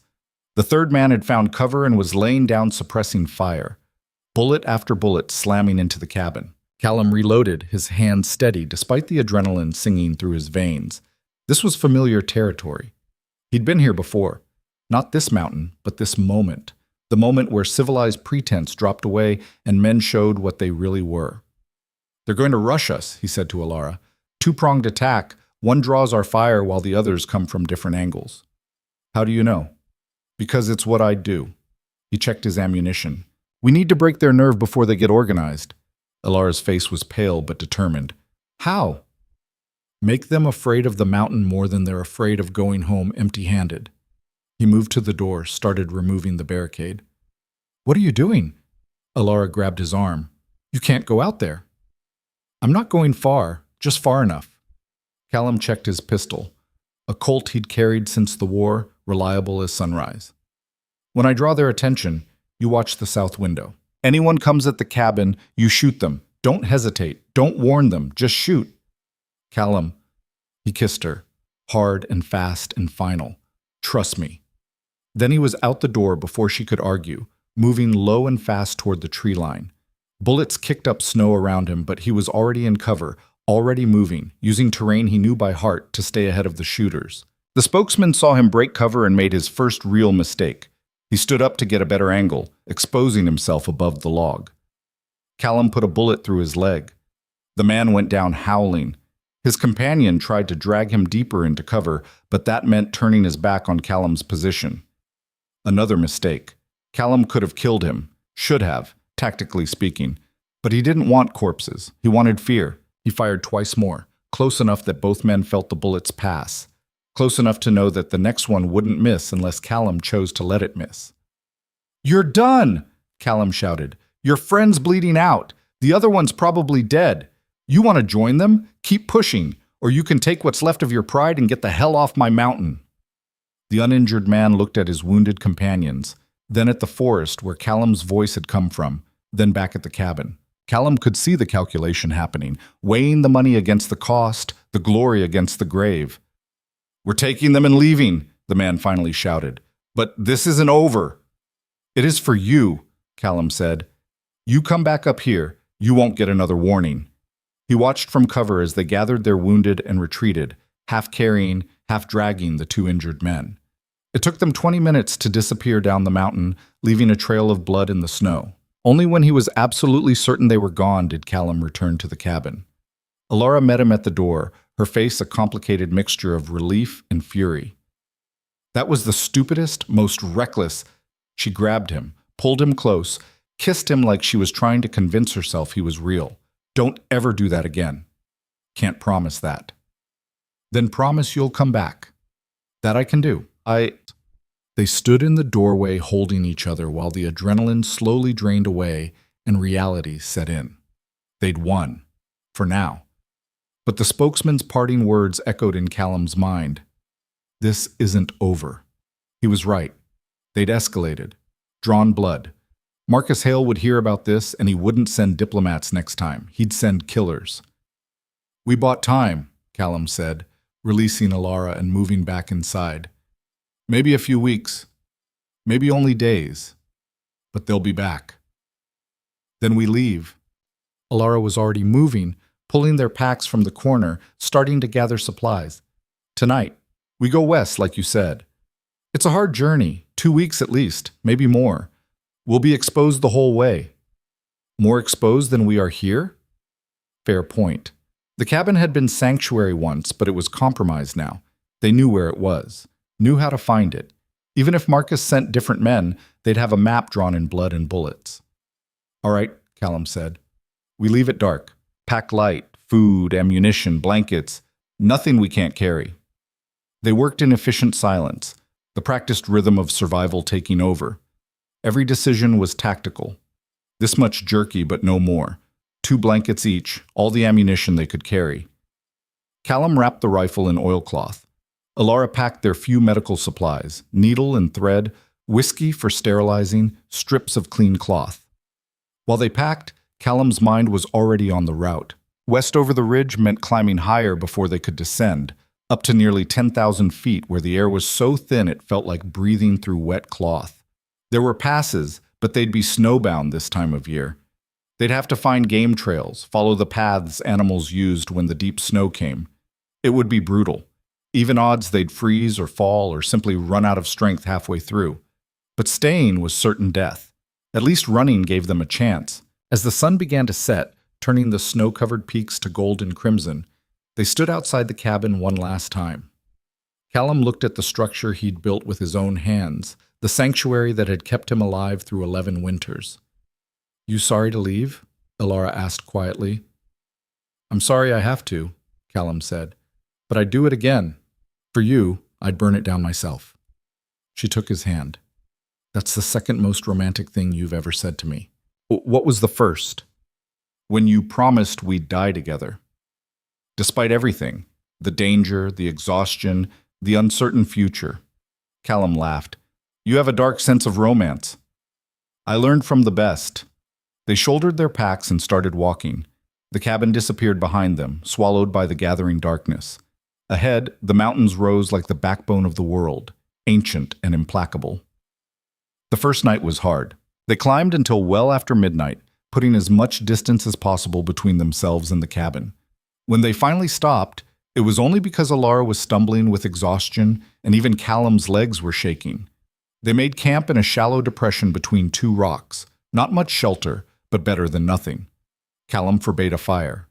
Too visible. Instead, they huddled together under the blankets, sharing body heat, watching the stars wheel overhead. "Tell me about after," Alara said. Her voice was drowsy, slurred with exhaustion. "After what?" "After we make it. After we're safe, what do we do?" Callum had spent so long thinking in terms of survival, the next day, the next storm, the next threat, that he'd forgotten how to imagine a future that extended beyond simply not dying. "Find a place," he said slowly, "somewhere remote but not isolated. Build a cabin, smaller than the last one, just big enough for two." "Just two?" There was something in Alara's voice, a question she wasn't quite asking. Callum felt his throat tighten. He'd never let himself think about children, about family. That belonged to a different version of himself, the one who died at Antietam. But maybe that version was buried less deep than he'd thought. "However many we need space for," he said quietly. Alara's hand found his in the darkness, squeezed once. "That's number 3. 3 what?" "Most romantic things you've said." She fell asleep soon after, her breathing evening out into the deep rhythm of true rest. Callum stayed awake, watching the tree line, listening for sounds that didn't belong. Tomorrow, they'd climb higher. The day after, higher still. And somewhere beyond these peaks was a future that might include more than just survival. He'd fought for less, killed for less, died inside for less. Maybe it was time to start living for more. The next week was an exercise in controlled suffering. They climbed through snow that sometimes reached their waists, following ridgelines where the wind had scoured the ground nearly bare. The altitude was vicious. Alara's nosebleed started on day 3 and didn't stop until day 5. Callum's old wounds ached in the cold, the shrapnel scars pulling tight across his ribs with each breath, but they kept moving. Game was scarce at this elevation. Callum managed to trap 2 rabbits, and they ate them raw, unable to risk the smoke of a fire. Water was less of a problem. They melted snow in a tin cup held against their bodies, drinking the ice-cold slurry in small sips. On the 6th day, they crested the ridge. Below them, stretching west toward the horizon, was territory Callum had never seen. More mountains, more valleys. Endless. The kind of wilderness where a person could disappear for years and never see another human face. "It's beautiful," Alara breathed. "It's dangerous," Callum said. But he understood what she meant. There was a savage grandeur to it, the sense that they were looking at the world as it had been before people had tried to tame it, fence it, make it safe. They descended slowly, carefully. The western slope was steeper than the east, prone to avalanches. Twice they heard the distant rumble of snow giving way somewhere above them and had to freeze, barely breathing, until the sound faded. On the 8th day they found a valley, a real valley, Not just a dip between peaks, but an actual lowland with running water and trees that hadn't been stunted by altitude. There was game sign everywhere, deer tracks, rabbit runs, even the massive prints of a bear just emerging from hibernation. "Here," Callum said. "This is it." "Are you sure?" "We could keep going." "No. This is good land, water, game, timber. We can survive here." Survive. The word had defined Callum's existence for so long, but looking at Alara, at the way her eyes tracked the valley, already planning, already building a future in her mind, he realized that maybe survival was just the foundation. What they built on top of it was up to them. They made camp that night with their first fire in over a week. The warmth was glorious, almost painful after so long in the cold. They cooked the last of their jerky properly, letting it sizzle over the flames until it was hot and dripping fat. "We need to build shelter before the next storm," Callum said, already calculating. "There's a good spot against those rocks. Natural windbreak. We can put up a lean-to in a few days, then work on something more permanent." "A cabin?" "Eventually. For now, we focus on staying alive." Alara nodded. They sat in comfortable silence, staring into the fire. Then she said, "Callum, what if they followed us?" It was the question neither of them had wanted to ask. Callum had been watching their back trail obsessively, looking for signs of pursuit. So far, nothing. But that didn't mean they were safe. "Then we deal with it," he said. "Same as before.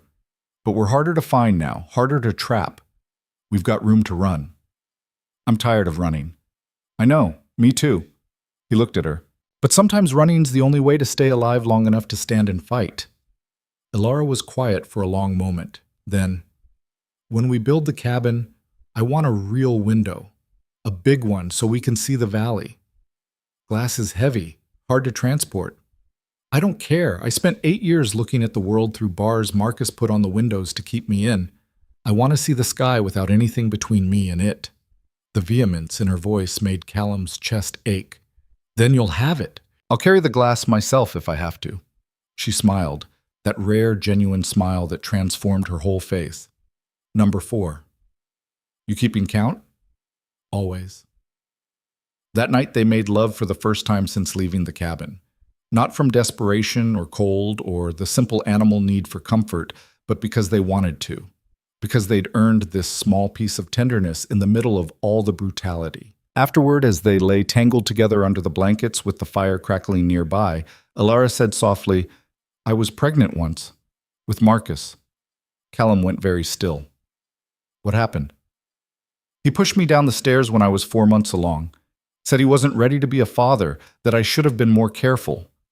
Her voice was flat, emotionless. The voice of someone who'd learned not to feel about certain things or risk falling apart completely.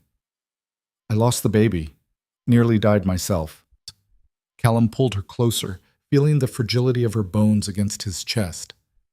"I'm sorry." "Don't be. I'm not. That child would have tied me to him forever." She was quiet for a moment. "But sometimes I wonder, if things had been different, if the father had been different." "You'll have another chance," Callum said, "if you want it." "With you?" "With me." Alara lifted her head, looked at him in the firelight. "You'd want that? A child?" "I'd want whatever future you're willing to build with me." She kissed him then, slow and deep and full of promise. And Callum, who'd spent 26 years convinced that every good thing in his life would be taken away the moment he acknowledged it, let himself hope. They spent 3 days building the lean-to. It was crude, just branches and pine boughs woven together and lashed to a frame. But it kept the wind off and held their body heat. Good enough for now. On the 4th day, while Alara was setting snares near the creek, Callum heard horses. His hand went to his rifle before he'd fully processed the sound. Horses meant people. People meant danger. He moved silently through the trees, every sense straining. There, maybe 200 yards downstream. 3 riders, moving slowly, scanning the ground. Tracking. Callum's blood ran cold. They'd been so careful, covered their tracks, avoided leaving signs. But 3 weeks in the wilderness meant 3 weeks of unavoidable traces. Snares, campfire remnants, trampled ground. And these men knew how to read sign. He watched them for 20 minutes, memorizing faces, cataloging weapons. 2 rifles, probably pistols, too. They moved with military precision, not cavalry exactly, but close. Ex-soldiers, maybe. Or Pinkertons. Either way, professionals. When they finally moved on, following what Callum hoped was a false trail, he slipped back to camp. Alara took one look at his face and knew. They found us. Not yet, but they're close. We've got maybe a day, maybe less. Alara looked at the lean-to they'd spent 3 days building, at the small camp they'd started to make into something resembling home. We can't keep doing this, running every time they get close. No, Callum agreed. We can't. So what do we do? Callum looked at her, at this woman who'd climbed a mountain in winter, who'd saved a man who came to hunt her, who'd walked through hell without breaking. She deserved better than this. Deserved better than a life spent always looking over her shoulder. We make them stop, he said quietly. How? By taking the fight to them. They're hunting us, expecting us to run. We turn it around, become the hunters instead. Alara's eyes narrowed. You want to ambush them. I want to end this permanently. Callum started gearing up. Rifle, pistol, knife, extra ammunition. These 3 are just the advanced scouts.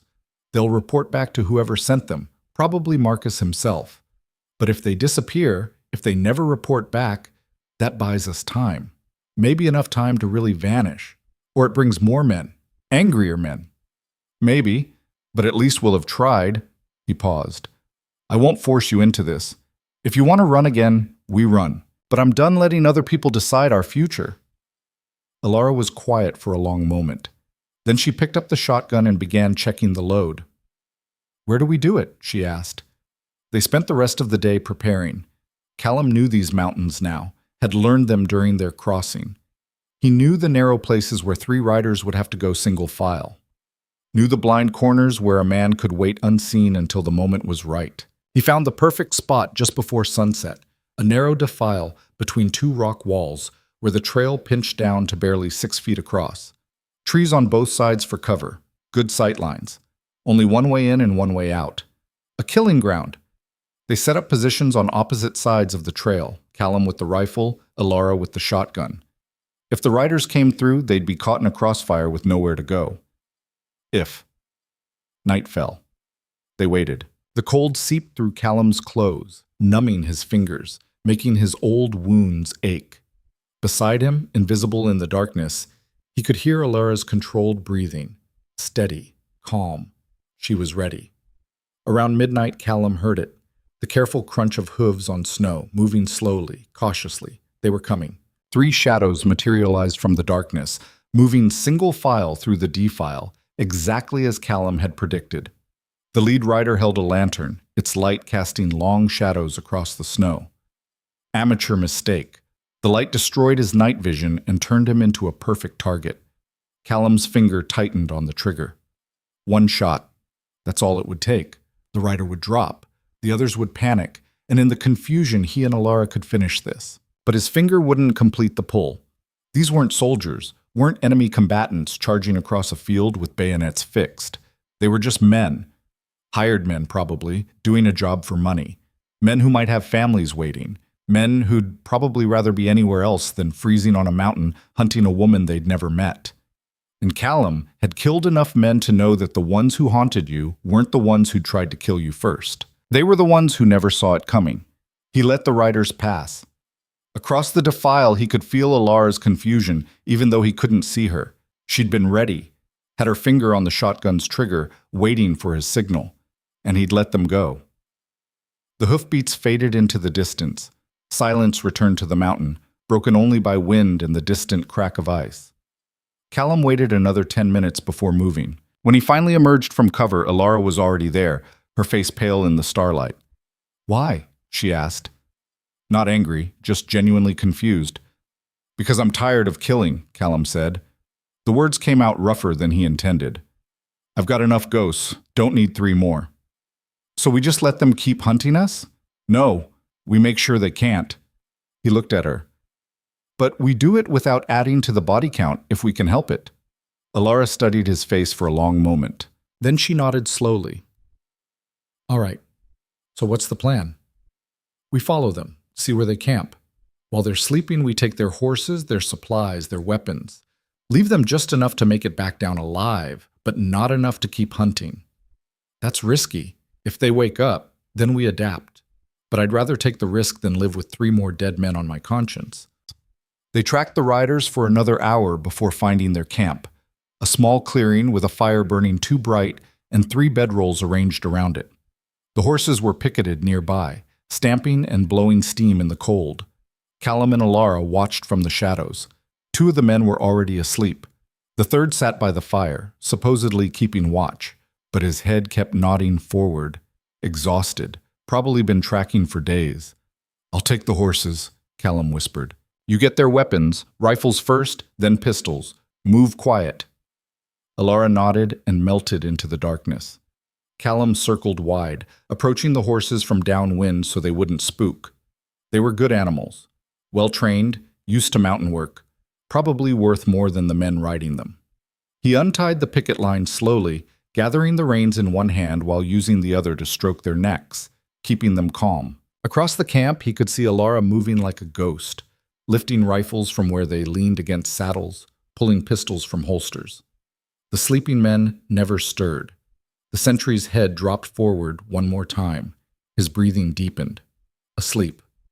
Callum led the horses away, moving slowly, carefully. Behind him, Alara gathered the last of the weapons and followed.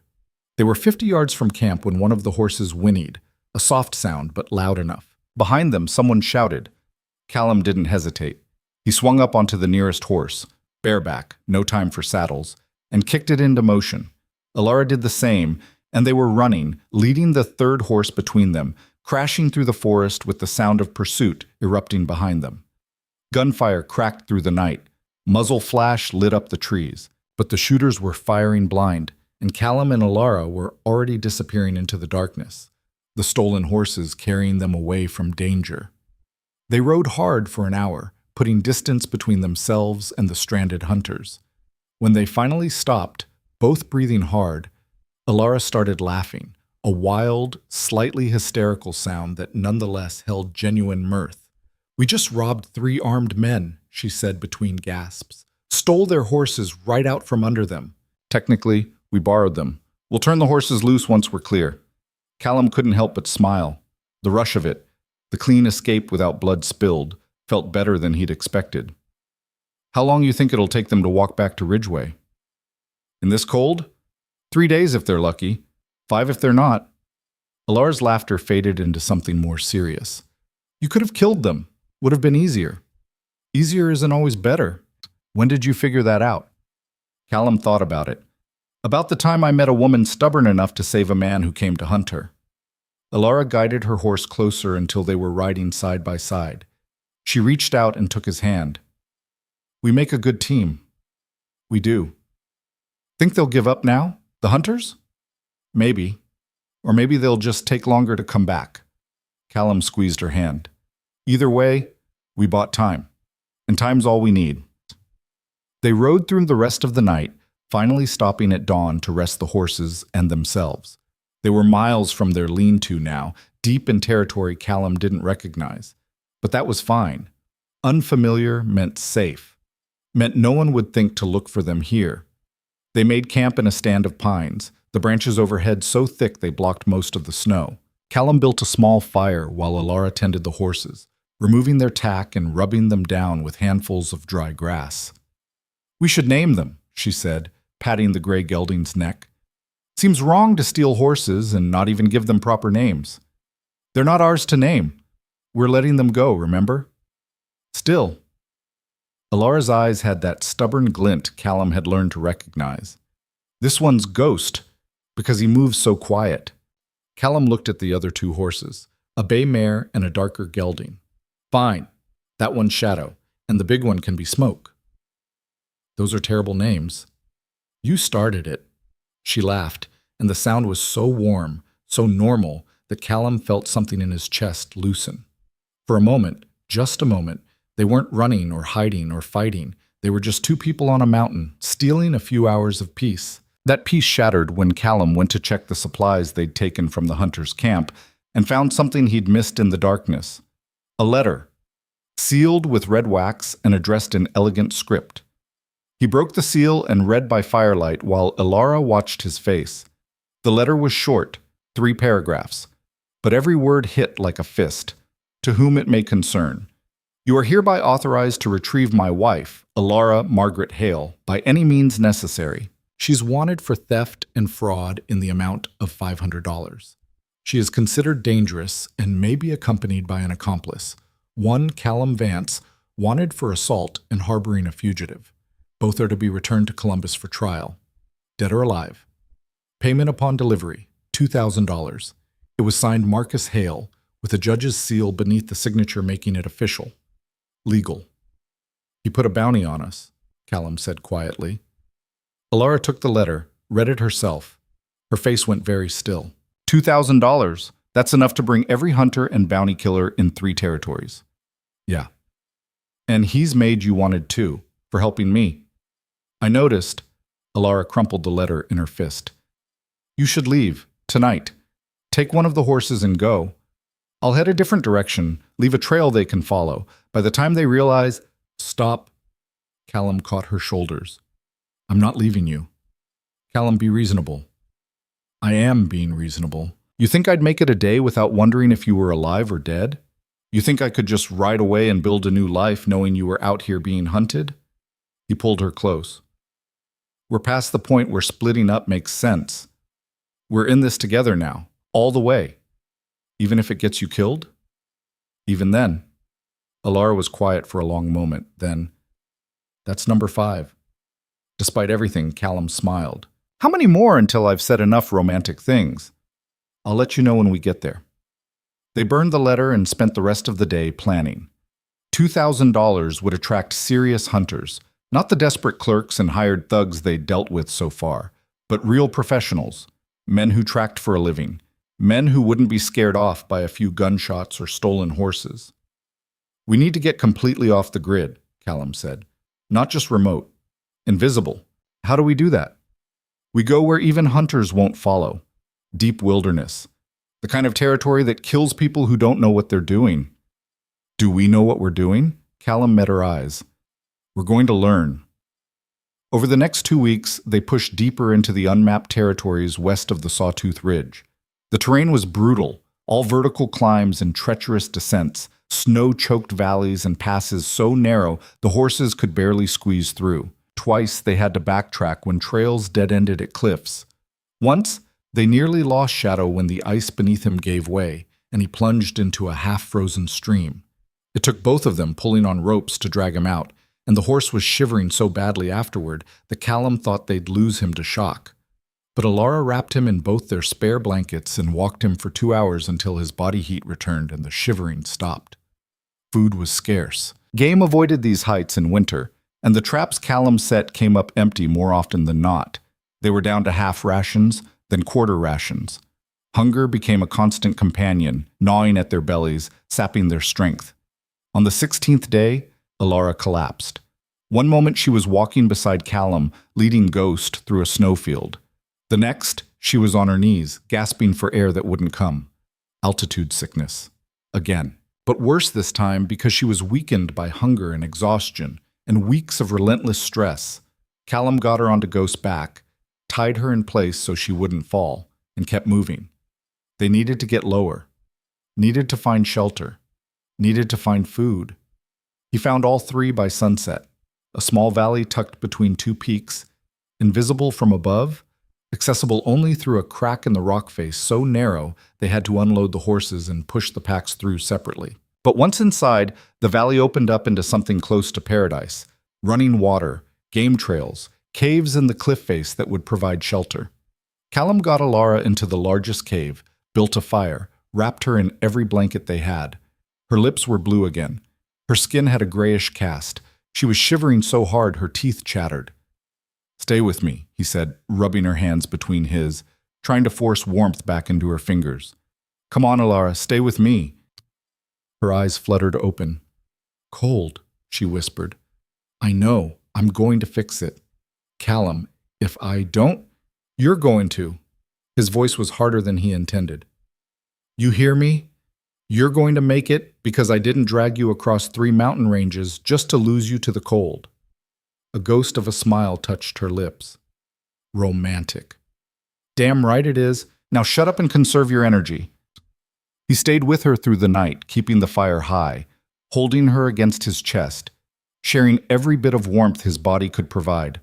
Somewhere around dawn, her shivering finally stopped. Her breathing evened out. Color started to return to her face. She was going to live.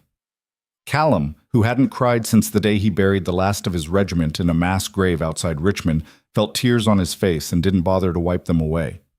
Alara recovered slowly. For 3 days, she could barely stand without getting dizzy. Callum hunted the valley, managed to trap 2 rabbits and a ptarmigan. More food than they'd had in a week. The meat, combined with rest and lower altitude, brought her back from the edge. On the 4th day, she was strong enough to walk around the cave. On the 5th, she helped Callum scout the valley, mapping the game trails and water sources. This place, she said, looking around at the hidden valley, it's perfect. It's isolated, Callum agreed. No one's going to stumble on it by accident. Could we stay? Build something permanent? Callum had been thinking the same thing. The valley had everything they needed: water, game, timber, shelter. The entrance was defensible, one narrow crack that could be blocked if necessary. Even in winter, it was warmer here than up on the ridge, protected from the worst of the wind by the surrounding peaks. We could, he said slowly. It'd be hard. We'd need to build before the next big storm hits. Store food, get the horses through the winter. But it's possible? It's possible. Alara's face lit up with something Callum hadn't seen since before Garrett's visit. Hope. Real hope. The kind that came from believing the future might actually contain something other than running and fear. Then let's do it, she said. Let's build a home. They spent the next month in a frenzy of construction. Callum had built the first cabin alone, which had taken him the better part of a summer. This one, he had help. Alara worked alongside him, felling trees with a hand axe, stripping bark, notching logs. The work was brutal. Their hands blistered and bled, their backs ached, their muscles screamed with exhaustion. But slowly, the cabin took shape. It was smaller than the first one, barely 12 feet across, but better built. Callum had 11 years of mountain experience now, knew all the mistakes he'd made the first time. This cabin had a proper foundation, a tighter roof, a better chimney that wouldn't smoke them out during storms. And true to his promise, he'd made room for a large window facing east. They didn't have glass yet. That would have to wait until they could somehow get to a town, which might not be for months. But Callum built the frame extra strong so it could support the weight when they finally got it. Our window on the world, Alara said, standing in the empty frame and looking out at the valley. Our world, Callum corrected, coming up behind her and wrapping his arms around her waist. This is ours now, no one else's. She leaned back against him. Do you think they're still looking? Probably. Callum rested his chin on top of her head. $2,000 is a lot of money. Someone's always going to be looking. Does that scare you? No, we're ghosts on now. Even if they search for 10 years, they won't find this valley. And if they do? Callum's arms tightened around her. Then we remind them why ghosts are dangerous. By late March, the cabin was finished. It wasn't much to look at from the outside, just rough logs and a sod roof. But inside it was warm and dry and theirs. Alara had even managed to create small touches that made it feel like home. A shelf for their few dishes, pegs for hanging clothes, a proper table instead of eating off their laps. The night they moved in, they christened it properly. Making love by firelight on the new cot Callum had built, wider than the old one, strong enough to hold both of them without creaking. Afterward, they lay tangled together, watching shadows dance on the ceiling. I'm pregnant, Alara said quietly. Callum went very still. You're sure? 3 weeks late. Sick every morning. My breasts are tender. She turned to look at him. I'm sure. 1,000 thoughts cascaded through Callum's mind. The danger. The difficulty of birthing a child in the wilderness with no doctor. The weight of bringing new life into a world where they were still being hunted. The responsibility of being a father when he'd spent 26 years convinced he'd destroyed any capacity he had for gentleness. All those thoughts, all that fear, And beneath it all, a fierce, protective joy that burned brighter than anything he'd felt since before the war. "We're having a baby," he said, testing the words. "We're having a baby," Alara confirmed. Is this?" He kissed her, hard and deep and full of everything he didn't have words for. When they broke apart, she was smiling, that full, genuine smile that transformed her whole face. "Number 6?" she asked. "At least." "Good, because I'm going to need a lot more where that came from over the next 6 months." 6 months? Callum did the math. Late September, early October. They'd need supplies, medical equipment, things he didn't have and couldn't make, which meant eventually someone would have to go to town. But that was a problem for later. Right now, in this moment, they were safe. They were together. And they were building something that no amount of bounty money could destroy. The spring thaw came late that year, not truly arriving until mid-April. When it did, the valley transformed. The stream that had been a trickle became a rush. Grass pushed through the snow. Game returned. Deer and elk coming down from the high country, fat from surviving another winter. Callum hunted aggressively, building their stores. Alara, despite the pregnancy starting to show, worked the trap lines he'd set up around the valley perimeter. They smoked meat, rendered fat, prepared for the next winter the way they'd learned to prepare for everything. Thoroughly, methodically, leaving nothing to chance. In May, Alara started showing properly. A small but definite curve to her belly that made Callum's breath catch every time he saw it. She caught him staring one morning and laughed. "It's going to get a lot bigger than this." "I know. You're allowed to be scared, you know. I'm terrified." Callum crossed the cabin and placed his hand on her stomach. "We'll figure it out. We've figured out everything else." "Everything else didn't involve pushing a human being out of my body." "Fair point." "I'll be there," Callum said. "The whole time. Whatever you need." Alara covered his hand with hers. "What if something goes wrong? Women die in childbirth all the time, Callum, especially out here without doctors, or nothing's going to go wrong. You can't promise that. Watch me." He pulled her close. "You survived Marcus. You survived the mountain. You'll survive this. Because you're the strongest person I've ever met, and because I won't accept any other outcome." She buried her face against his chest. "That's number 7. "Yeah? Yeah?" By June, they'd settled into a routine that felt almost normal. The valley provided for them more game than they could use, water so clean it ran clear as glass, wild berries starting to ripen on the bushes.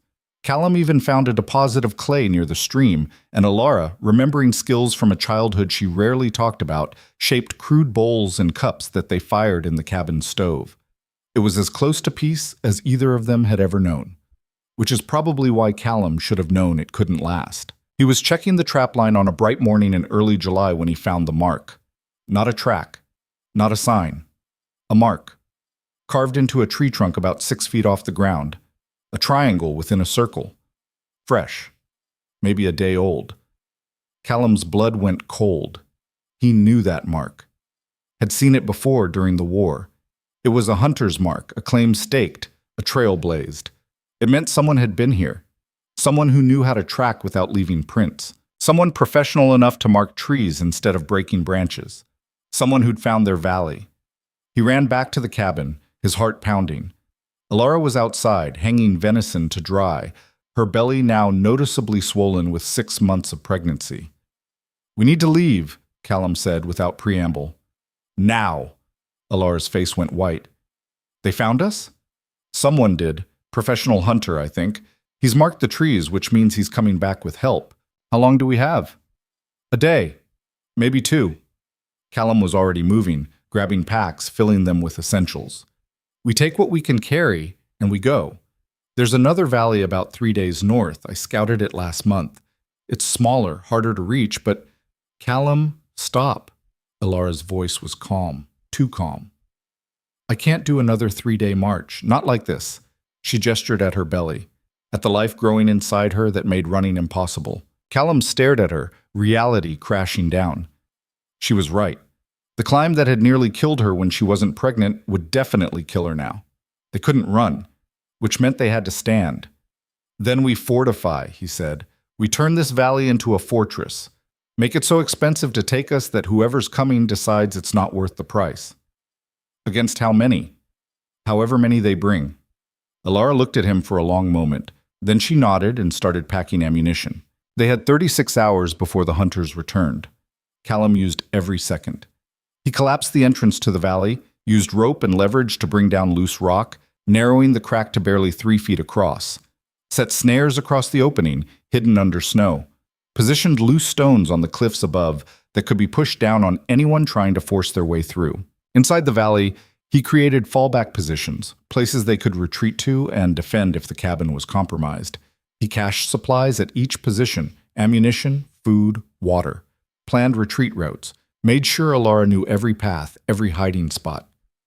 If I go down, he told her, you run. You take Shadow and you ride north. Don't stop. Don't look back. I'm not leaving you. You will if it means the baby lives. Alara's hand went to her stomach. Callum, promise me. Whatever happens, the baby survives. That's all that matters. She promised. He didn't believe she'd keep it, but hearing the words was enough. On the second day, they came. 5 riders. Callum watched them through a gap in the rocks as they approached the collapsed entrance. They were good. He'd give them that. They spotted his defenses immediately, didn't try to force their way through blindly. Instead, they made camp just outside the valley and settled in to wait. They're going to starve us out, Alara said, watching from beside him. Probably. Callum studied the men. They had supplies for weeks, maybe months. They weren't in a hurry. Or they're waiting for more to arrive. What do we do? Callum thought about it. They could wait too, see who got desperate first. But with Alara pregnant, time was against them. The baby was coming in 3 months whether they were ready or not. Or they could try what had worked before, take the fight to the enemy when they weren't expecting it. Tonight, he said. When they're sleeping, I'm going out there. To do what? What I should have done the first time. End it. Alara grabbed his arm. Callum, no, there's 5 of them. You'll be killed. Not if I'm smart about it. He covered her hand with his. I can't let them trap us here. Can't let them wait until you're too pregnant to move. This is the only chance we've got. Then I'm coming with you. Absolutely not. You said it yourself. We're a team. I'm not sitting here while You're pregnant. The words came out harsher than Callum intended. You're carrying our child, Alara. I won't risk that. I can't. She was quiet for a long moment. Then, if you don't come back, I'll come back. But if you don't, then you name the baby something good, something hopeful, and you tell them their father died making sure they'd have a chance to live free. Alara's eyes filled with tears. That's number 8. I'll give you 9 and 10 when I get back. He kissed her then, long and deep and desperate. When they broke apart, he memorized her face, the gray eyes that had first caught his attention in Mrs. Halloway's boarding house, the curve of her jaw, the small scar on her temple from some childhood accident she'd never explained. I love you, he said. The words felt strange on his tongue. He couldn't remember the last time he'd said them to anyone. Maybe never. In case I haven't made that clear. Number 9, Alara whispered, and I love you too. Then Callum slipped into the darkness, armed with nothing but a knife and 26 years of knowing how to kill, and went to make sure no one would ever hunt his family again. The moon was a sliver of silver in the sky, barely enough light to see by. Callum moved through the darkness like smoke, every footfall silent, every breath controlled. He'd done this before. Night raids, reconnaissance behind enemy lines, the kind of work that separated living soldiers from dead ones. The skills came back easily, muscle memory encoded in blood and bone. The hunter's camp was exactly where he'd seen it last, tucked into a sheltered spot maybe 200 yards from the valley entrance. 4 men slept around a low fire. The 5th sat watch, but his attention was on the fire, not the darkness beyond it. Another mistake. Fire destroyed your night vision, turned everything beyond its circle into impenetrable black. Callum could have been 10 feet away, and the sentry wouldn't have seen him. He circled the camp slowly, counting weapons, looking for the horses. Found them picketed 30 yards out, 5 animals, all quality stock. Beyond them, more supplies than 5 men should need, which meant they were planning a long siege, or expecting reinforcements. Either way, Callum couldn't let them stay. He approached the horses first, moving with glacial patience. The animals sensed him but didn't spook. He'd always had a way with horses, some quality in his scent or presence that told them he wasn't a threat. He untied the picket line one-handed, gathered the reins, and led them away into the darkness. The sentry never looked up. That was the easy part. The hard part was what came next. Callum tied the horses a quarter-mile away, then returned to the camp. The sentry had changed position, was now facing more toward the valley entrance. Better situational awareness than Callum had hoped, but still fixated on the wrong threat. He was worried about something coming out of the valley, not something already behind him. Callum drew his knife. The blade was 8 inches of cold steel, sharpened to a razor edge. He'd killed men with this knife before, had felt it slide between ribs, had watched the light go out of eyes as they realized too late what was happening. He didn't want to do it again, but as he crept closer to the sentry, as his hand prepared to clamp over the man's mouth, while the blade found the soft junction between neck and shoulder, he knew he would. Because the alternative was letting these men trap his family, was gambling that they'd eventually give up and leave. And Callum Vance had stopped gambling with the lives of people he loved. He was 3 feet away when the sentry coughed. Just a small sound, throat clearing, nothing significant. But he turned his head, and in that moment, the firelight caught Callum's face. "Jesus!" the sentry started to shout. Callum hit him. Not with the knife, with his fist. A brutal cross that caught the man on the temple and dropped him like a stone. The sentry went down hard, unconscious before he hit the ground. The camp erupted. Men scrambling from bedrolls, grabbing for weapons that weren't where they remembered leaving them. Callum had moved those too, in the seconds before approaching the sentry. Confusion bought him precious moments. "He's here!" someone shouted. "In the camp!" Muzzle flash lit up the darkness. A bullet whined past Callum's ear, too close. He dove behind a fallen log as more shots tore through the space where he'd been standing. This wasn't how it was supposed to go. He was supposed to be a ghost, in and out before they knew what hit them, not pinned down in a firefight. "Circle around," one of the hunters yelled. "He can't have gone far." Callum low-crawled away from the log, using darkness and terrain to disappear. Behind him, he could hear the hunters organizing, spreading out, beginning a systematic search. These weren't amateurs. They were coordinating, covering angles, doing everything right. He needed to change the game. Callum found a position on slightly higher ground, behind a boulder that gave him cover and a clean sightline back to the camp. He couldn't see the hunters anymore. They'd moved into the shadows, but he could hear them. Boots on snow, harsh breathing, the occasional whispered command. He picked up a rock and threw it hard to his left. It clattered against a tree trunk 30 feet away. Instantly, gunfire erupted in that direction. 3, maybe 4 shooters, all concentrating on the wrong target. Callum moved right, fast and low, putting more distance between himself and the hunters. He was heading back toward the valley entrance now, toward home. If he could make it to the narrow crack in the rocks, he'd have the high ground and a defensible position, but that meant leading them straight to Alara. He stopped, torn. Every instinct screamed at him to run, to get to safety. But safety for him meant danger for her. And he'd promised to end this, not just delay it. So Callum did something that went against every tactical bone in his body. He revealed himself.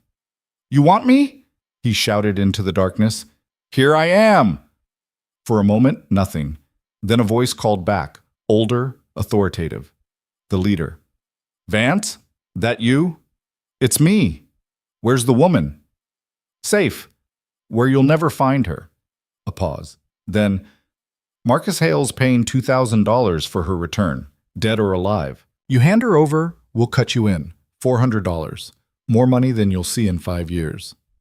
"Not interested." "Then you're a fool. There's 5 of us, Vance. One of you. You can't win this." Callum thought about Alara back in the cabin, one hand on her swollen belly, the other probably wrapped around the shotgun. Thought about the child growing inside her, the future they were trying to build in this hidden valley. Thought about everything he'd survived, the war, the mountain, 26 years of slowly dying inside, just to arrive at this moment. "You're right," he called back. I can't win, but I can make you bleed for every inch. I can make this mountain so expensive, you'll wish you'd never heard Marcus Hale's name. So ask yourselves, is $2,000 worth dying for?" Silence. Then the sound of urgent whispered consultation. Callum used the time to reload. to steady his breathing, to prepare for what came next. He was down to 12 rounds for the rifle, maybe 8 for the pistol. Not enough for a prolonged fight, but enough to make his point. The leader called out again, and this time his voice had an edge. "You killed my brother!" Callum's stomach dropped. The sentry. The one he'd hit. "He's not dead, just unconscious." "You're a liar!" "I checked. He's not breathing." Oh, hell. Callum had hit harder than he'd intended. Or the man had hit his head on a rock going down. Either way, the situation had just gotten exponentially worse. This wasn't about money anymore. It was about blood. "I didn't mean to Callum started, then stopped. Explanations didn't matter. Intent didn't matter. The man was dead and his brother wanted revenge, and nothing, Callum said, would change that. "I'm going to find that woman," the leader said, his voice shaking with rage. "I'm going to find her and I'm going to make her watch while I kill you. Then I'm going to drag her back to Columbus and collect my money. And there's nothing you can do to stop me." The words were still echoing when they rushed him. 4 men, coming from different angles, using the darkness and their numbers to overwhelm. Callum saw muzzle flashes, heard bullets impact around him. He returned fire, 3 shots, quick and controlled, and heard someone cry out. But there were too many of them, coming too fast. A bullet caught him in the shoulder, spinning him around. Pain exploded through his chest, but he stayed on his feet, kept moving. Another shot grazed his ribs, drawing a line of fire across his side. He was going to die here. The thought was strangely calm. He'd always known this was how it would end. Not peacefully in bed, but fighting, bleeding, buying time for something that mattered more than his own survival. He just hoped Alara would forgive him for breaking his promise to come back. Then the shotgun roared. The sound was unmistakable, a deep bass boom that echoed across the mountainside. One of the hunters went down screaming, his leg a mess of blood and shattered bone. Callum's head whipped around. There, silhouetted against the valley entrance, stood Alara. The shotgun was braced against her shoulder, her pregnant belly making the stance awkward, but her hands rock steady. "Get away from my husband!" she shouted. The remaining hunters froze, caught between 2 threats. Callum used their hesitation. He charged the nearest one, hit him low and hard, driving him into the ground. They grappled, rolling, the hunter's knife flashing in the moonlight. Callum caught the man's wrist, twisted, heard bone snap. The knife tumbled away. The shotgun boomed again. Another hunter dropped. That broke their nerve. The leader and the last uninjured man grabbed their wounded and ran, crashing through the forest like spooked deer. Their retreat was so panicked they didn't even try to take their supplies. Callum let them go. He was on his knees, breathing hard, blood running down his arm from the shoulder wound. He watched until he was certain they were truly gone, then looked up at Alara. She was crossing the distance between them, moving as fast as her pregnancy allowed, the shotgun forgotten in the snow behind her. "You're hurt," she said, her hands already examining his wounds. "Oh, stars, Callum, you're bleeding." "I'm okay." His voice came out rougher than he intended. "What are you doing out here? I told you to stay." "I heard gunshots. Did you really think I'd just sit there?" Her hands were shaking as she helped him to his feet. "You're the one who said we're a team." "I also said," he winced as his shoulders screamed in protest, "that you needed to protect the baby." "I was protecting my family, all of it." She got under his good shoulder, taking his weight. "Now shut up and let me get you back to the cabin before you bleed out." They made it back through the narrow entrance, Alara half carrying Callum's weight. Once inside the valley, in the familiar safety of their hidden home, the adrenaline started to fade and the pain came roaring back. Alara got him to the cabin, stripped off his shirt, and examined the wounds by firelight. The shoulder was bad. The bullet had gone clean through, but it had taken a chunk of muscle with it. The graze across his ribs was superficial, more blood than danger. "This is going to hurt," she said, pouring whiskey over a cloth. "Just do it." She cleaned the wounds with the ruthless efficiency she'd learned over their months together. Callum bit down on a leather strap and endured, letting the pain wash through him without fighting it. When she was done stitching, 12 rough sutures holding the shoulder together, he was drenched in sweat and shaking. "You'll live," Alara said, bandaging the wounds tight. "But you're not using that arm for at least a month." "Don't have a month. They'll be back." "Will they?" Alara sat back, one hand unconsciously going to her belly. They lost 2 men killed, 2 wounded. They're scared, Callum. I saw it in their eyes when they ran. Fear makes men desperate, and desperate men do stupid things. Then we'll handle it, together. She met his eyes. I meant what I said out there. You're not doing this alone anymore. Callum wanted to argue.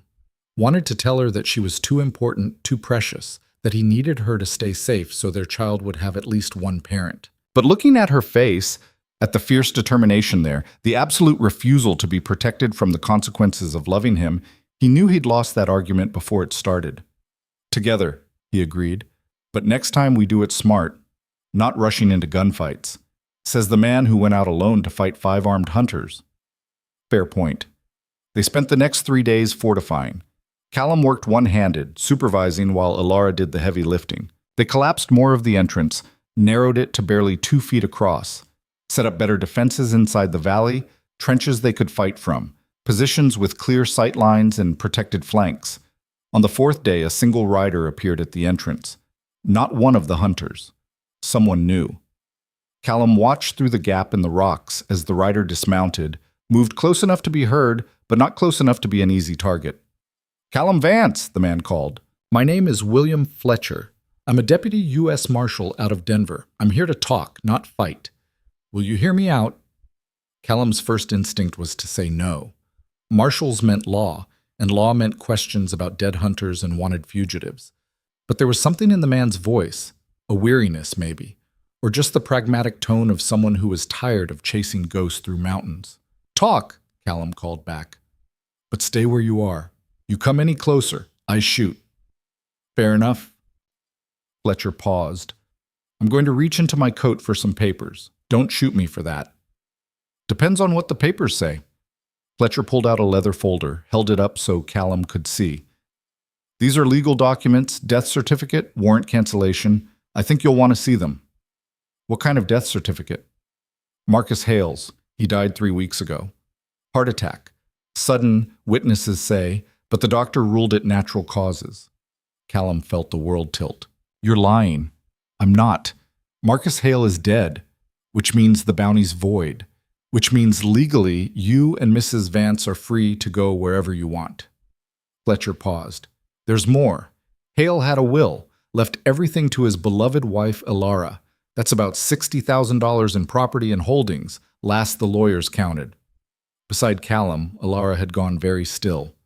"That's not possible. Marcus would never—" "He made the will years ago, apparently. Before whatever happened between you. Never changed it. So legally, it all goes to you."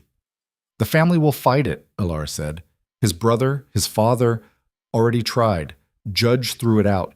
Will's airtight, and you're the legal heir." Fletcher shuffled through the papers. "There's also the matter of the charges against you. Theft, fraud.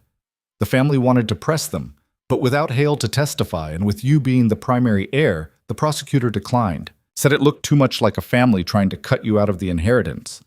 Callum's mind was reeling. "So we're... what? Free?" "Free. Clean record. No warrants. You can come down off this mountain anytime you want." Fletcher's voice softened. "I know you've got no reason to trust me, but I'm not here to trap you. I'm here because I spent 2 weeks tracking the remains of that hunting party, and what I found wasn't pretty. Men talking about how they'd been hired to bring in a woman dead or alive, about how Hale wanted her to suffer. Made me sick. So when I heard he was dead and the whole thing was finished, I figured someone should tell you." "Why would you do that?" "Because I spent 4 years fighting in the war, same as you, Vance. 2nd Wisconsin, you said? I was 1st Colorado. We probably shot at each other at some point." Fletcher laughed, a tired sound. "I'm done chasing people who don't deserve it. You want to stay up here? Stay. You want to come down, collect the inheritance, build a normal life? That's your choice. Either way, you're not fugitives anymore." Callum looked at Ilara. She was crying, silent tears streaming down her face, not from fear or grief, but from the sudden, overwhelming release of pressure that had been crushing her for years. "Is he really dead?" she whispered. "He's really dead," Fletcher confirmed. "I saw the body myself. They buried him 4 days ago in Columbus. Biggest funeral the town's ever seen, according to the papers. Lots of people saying nice things about a man who apparently wasn't very nice at all." Alara pressed both hands to her mouth, shoulders shaking. Callum pulled her close, let her sob into his chest while the weight of years of running, hiding, and fear finally lifted. "What about the men I killed?" Callum asked quietly. "The hunters." "Self-defense. Witnesses confirm you were defending your property and your pregnant wife from armed trespassers, the one that died at the camp that was ruled accidental. You hit him, he fell, cracked his skull on a rock. No charges." Fletcher paused. "You're in the clear, Vance, both of you. You can stop fighting now." The words hung in the mountain air like a benediction. They could stop fighting. After everything, after the war, after Marcus, after months of running and hiding and preparing for the next attack, they could just stop. "Thank you," Callum said, his voice rough, "for coming all this way, for telling us." "Least I could do." Fletcher remounted his horse. "I'm leaving the papers here, tied to that tree. You come get them when you're ready. No rush." He turned to go, then stopped. "One more thing. That inheritance? It's being held in trust in Denver. Lawyers say Mrs. Vance can claim it any time. Just needs to show up with identification and a marriage certificate." "We have those," Alara said. "Then you're set. Take care of yourselves. And congratulations on the baby." Fletcher rode away, disappearing into the trees. Callum and Alara stood at the valley entrance, watching until he was gone. Then Alara started laughing. Not the hysterical laughter from before, but genuine joy, bright and clear and free. "He's dead," she said. "Marcus is actually dead. Seems like it. And we're free. We can leave. We can have a normal life." Callum thought about that. A normal life. Town living, neighbors, people, the things he'd run from 11 years ago because they were too much, too painful, too loud. But that was before Alara. Before he'd learned that the opposite of loneliness wasn't necessarily crowds, it could just be one person who understood you. "Do you want to leave?" he asked. Alara looked around the valley, at the cabin they'd built together, at the stream running clear and cold, at the mountains rising like cathedral walls on every side. Then she looked down at her belly, at the child growing there who would be born into this wild, beautiful place. "I want our baby to know both worlds," she said slowly. "The mountain and the valley. The wild and the civilized. I want them to have choices we never had. So we go down sometimes, but come back here too. Yes, this is home, but maybe home doesn't have to be a prison anymore." Callum pulled her close, rested his chin on top of her head. "We'll need supplies, real medical equipment for the birth. Maybe hire a midwife to come up, if we can find one willing." "We have $60,000, Callum. I think we can afford a midwife." The number was staggering. Callum had never had more than a few $100s at once in his entire life. 60,000 was generational wealth, the kind of money that meant their child would never go hungry, never be cold, never have to choose between survival and dignity. "We should go soon," Alara said, "before I get too pregnant to travel." "How soon?" "Tomorrow?" "Tomorrow." After months of hiding, of being ghosts, they could just walk down the mountain, claim their inheritance, start over. Felt too easy, too good. But Callum had learned that sometimes the universe balanced its books. You paid in advance with suffering, and if you survived long enough, eventually the grace came due. They retrieved the papers Fletcher had left, read through them carefully by firelight that night, making sure it wasn't a trap, wasn't some elaborate scheme. It wasn't. It was real. Marcus Hale was dead. The bounty was void. They were free. "What do we do first?" Alara asked, lying in Callum's arms that night. "When we get to Denver?" "Get you to a doctor. Make sure the baby's healthy.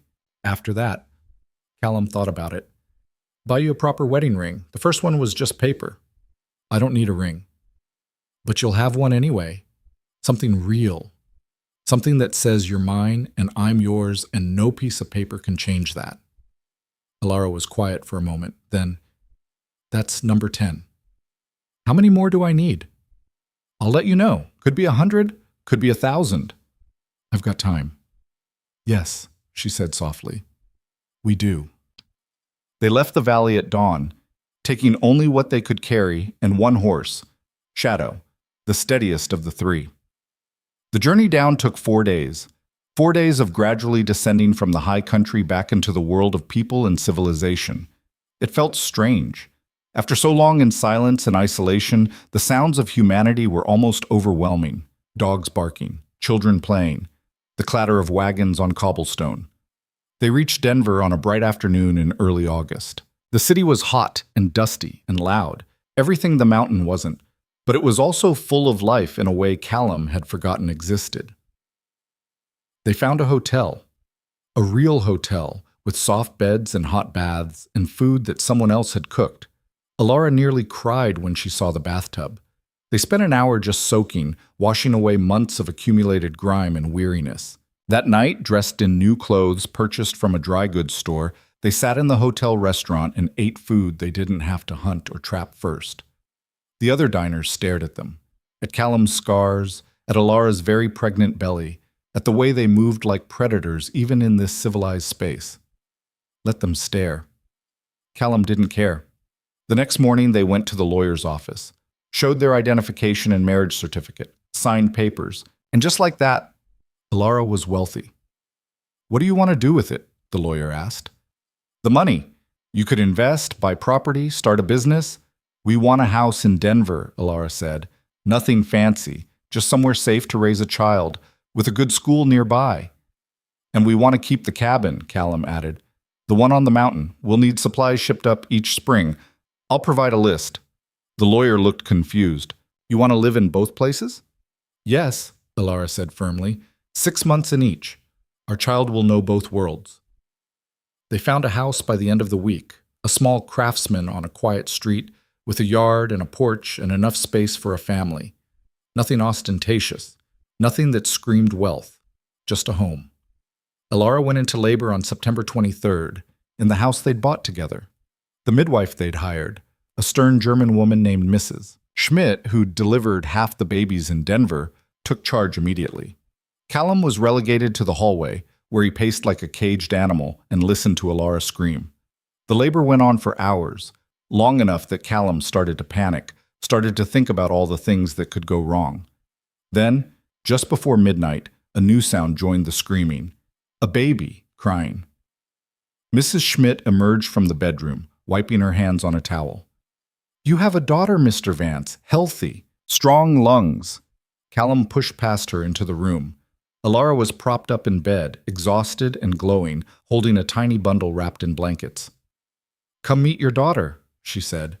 He crossed the room on shaking legs, looked down at the red-faced, furious creature in Alara's arms. She had dark hair plastered to her skull and her mother's gray eyes, and the kind of outraged expression that suggested she was not happy about being evicted from her comfortable, warm space into this cold, bright world. She was perfect. "What should we name her?" Alara asked. Callum thought about everything they'd survived, all the pain and fear and desperate running, the mountain that had tested them, the winter that had nearly killed them, the hunters who'd tried to take everything. And he thought about what had gotten them through. Hope. Stubborn, impossible hope that somewhere beyond the next ridge, the next storm, the next fight, there was something worth surviving for. "Hope," he said. "We should name her Hope." Alara smiled, that full, radiant smile that still took his breath away. "Hope Alara Vance, I like it." "Hope Alara Vance," Callum repeated, testing the name. Then, because he was a man of his word, "Number 11, I love our daughter. Number 12, I love her mother. Number 13. "Stop," Alara laughed. "You'll hit 100 before she's a day old." "That's the plan." Mrs. Schmidt cleared her throat from the doorway. "I'll leave you three alone. Call if you need anything." When she was gone, Callum sat on the edge of the bed. Alara transferred the baby into his arms, carefully, like she was handing him something infinitely precious and breakable. Hope squirmed, made a small sound of protest, then settled against his chest. Her tiny hand found his thumb and gripped it with surprising strength. "She's got a good hold," Callum said, his voice rough with emotion. "She's a fighter, like her parents." They sat in silence for a while, watching their daughter sleep. Outside, Denver went about its business, horses and carriages, people shouting, life happening. Inside this room, time seemed to stop. "Do you ever regret it?" Alara asked quietly. Everything we went through to get here? Callum thought about the question. About the cold and the fear and the blood in the snow. About the men he'd killed and the ones who'd tried to kill him. About the months of running and hiding and wondering if they'd survive another day. No, he said. I'd do it all again. Every frozen night, every fight, every moment I thought we wouldn't make it. Because it led to this, to you, to her. Number 14, Alara murmured. I've got at least 986 to go. Better pace myself. They spent the winter in Denver learning how to be parents. It was harder than fighting hunters, diapers and sleepless nights and the constant terror that they were doing everything wrong. But they figured it out together, the same way they'd figured out everything else. When spring came and the mountain passes cleared, they packed up their daughter and went back to the valley. The cabin was exactly as they'd left it, weathered but standing. They spent the summer there teaching Hope about the mountain, about the wild things, about the strength it took to survive in places that didn't forgive mistakes. In the fall, they returned to Denver. Hope's first birthday was celebrated in both places, once with neighbors and cake, once with just the three of them and a small fire under the stars. The pattern held for years. 6 months in civilization, 6 months in the wild. Hope grew up bilingual in a way most children weren't, fluent in both society's rules and the mountain's laws. By the time she was 5, she could track a rabbit and recite her multiplication tables, could survive a night in the snow and play piano, could shoot a rifle and read Shakespeare. She was, in every way, her parents' daughter. One evening, when Hope was 7, she asked the question Callum had been waiting for. Mama, why do we live in 2 places? None of my friends do that. Alara looked at Callum. He nodded. It was time. Because once upon a time, Alara said, your father and I had to run away. We had to hide in the mountains to stay safe. And the mountain taught us something important. What did it teach you? That you don't have to choose between wild and civilized, between strong and gentle, between surviving and living. Alara pulled Hope onto her lap. You can be both. You can have both. You just have to be brave enough to claim it. Are you brave? Hope asked. We learned to be, Callum said. Your mother especially. She's the bravest person I know. Braver than you? Much braver. I'm just stubborn. Hope thought about this seriously. I want to be brave like Mama, and stubborn like you. Then you will be, Alara said. You already are. That night, after Hope was asleep, Callum and Alara sat on the porch of their Denver house, watching the stars come out. Do you think she'll understand? Alara asked. When she's older, when we tell her the whole story. I think she'll be proud of you, of us, of what we survived to give her choices. We got lucky, Alara said. So many things could have gone wrong. It wasn't luck. It was you refusing to give up, me refusing to let them win, both of us being too stubborn to die when it would have been easier. Alara leaned against him. How many is that now? How many what? Romantic things you've said. Callum had lost count years ago. At least 1,000. Not even close. You're only at about 300. Then I'd better keep going. Got a lot of ground to cover. They sat in comfortable silence, the kind of silence that came from years of knowing each other, of fighting together, of building a life from nothing but determination and love. Number 301, Callum said quietly. I'm grateful every day that you answered that advertisement, that you were desperate or brave or crazy enough to marry a stranger and climb a mountain in winter. Number 1 for me, Alara said. I'm grateful you were the kind of man who kept his promises, who stood between me and the people hunting me, who chose love over safety. We chose each other. Yes, we did. Inside the house, Hope called out, probably a nightmare. Alara started to rise, but Callum touched her arm. I'll go. You rest. He found Hope sitting up in bed, her eyes wide in the darkness. I had a bad dream, she said. Tell me about it. There were bad men. They wanted to take Mama away. Callum sat on the edge of her bed. That happened once. A long time ago. But we didn't let them. And we never will. Promise? I promise. Your mother and I, we protect our family. That's what we do. That's what we've always done. Hope settled back under the covers. Tell me a story? What kind of story? A brave one. About you and Mama. So Callum told her. Not the whole truth, she was too young for some of those details, but a version of it. A story about a mountain and a winter, and two people who refused to let the world tell them who they had to be. By the time he finished, Hope was asleep again, her breathing soft and even. Callum sat there for a long time, watching his daughter sleep, thinking about the journey that had brought him to this moment. From Antietam to the Sawtooth Ridge, from a man who wanted nothing but silence to a father sitting vigil in the darkness. The scars were still there, the memories of war, of violence, of all the ways the world tried to break people. But they didn't define him anymore. This did. This quiet house, this sleeping child, the woman waiting for him down the hall. This was what he'd survived for. Callum returned to the bedroom. Alora was already in bed, reading by lamplight. "Is she okay?" she asked. "She's fine. Just a bad dream." "About us?" "About protecting us. She's worried about losing what we've built." Alora set down her book. "We should tell her the full story soon before she's old enough to resent us for keeping secrets." "Agreed. When she's 10, maybe. Old enough to understand. Old enough to know what we paid for this life." Then Callum undressed and climbed into bed beside her. "Do you think she'll judge us for the things we did?" "I think she'll understand that sometimes survival requires hard choices, and that love is worth fighting for." Alora turned off the lamp, plunging the room into darkness. "We gave her something neither of us had growing up." "What's that?" "Safety. Real safety. The kind that doesn't depend on hiding or running or being someone we're not." Callum pulled her close. "Number 302. You made me believe in safety again, in home, in having something worth protecting. You're going to hit 1,000 before the year's out at this rate." "Good. I've got a lot of lost time to make up for." They lay in the darkness, listening to the sounds of the city, so different from the mountain's silence, but no less peaceful in its way. "Callum?"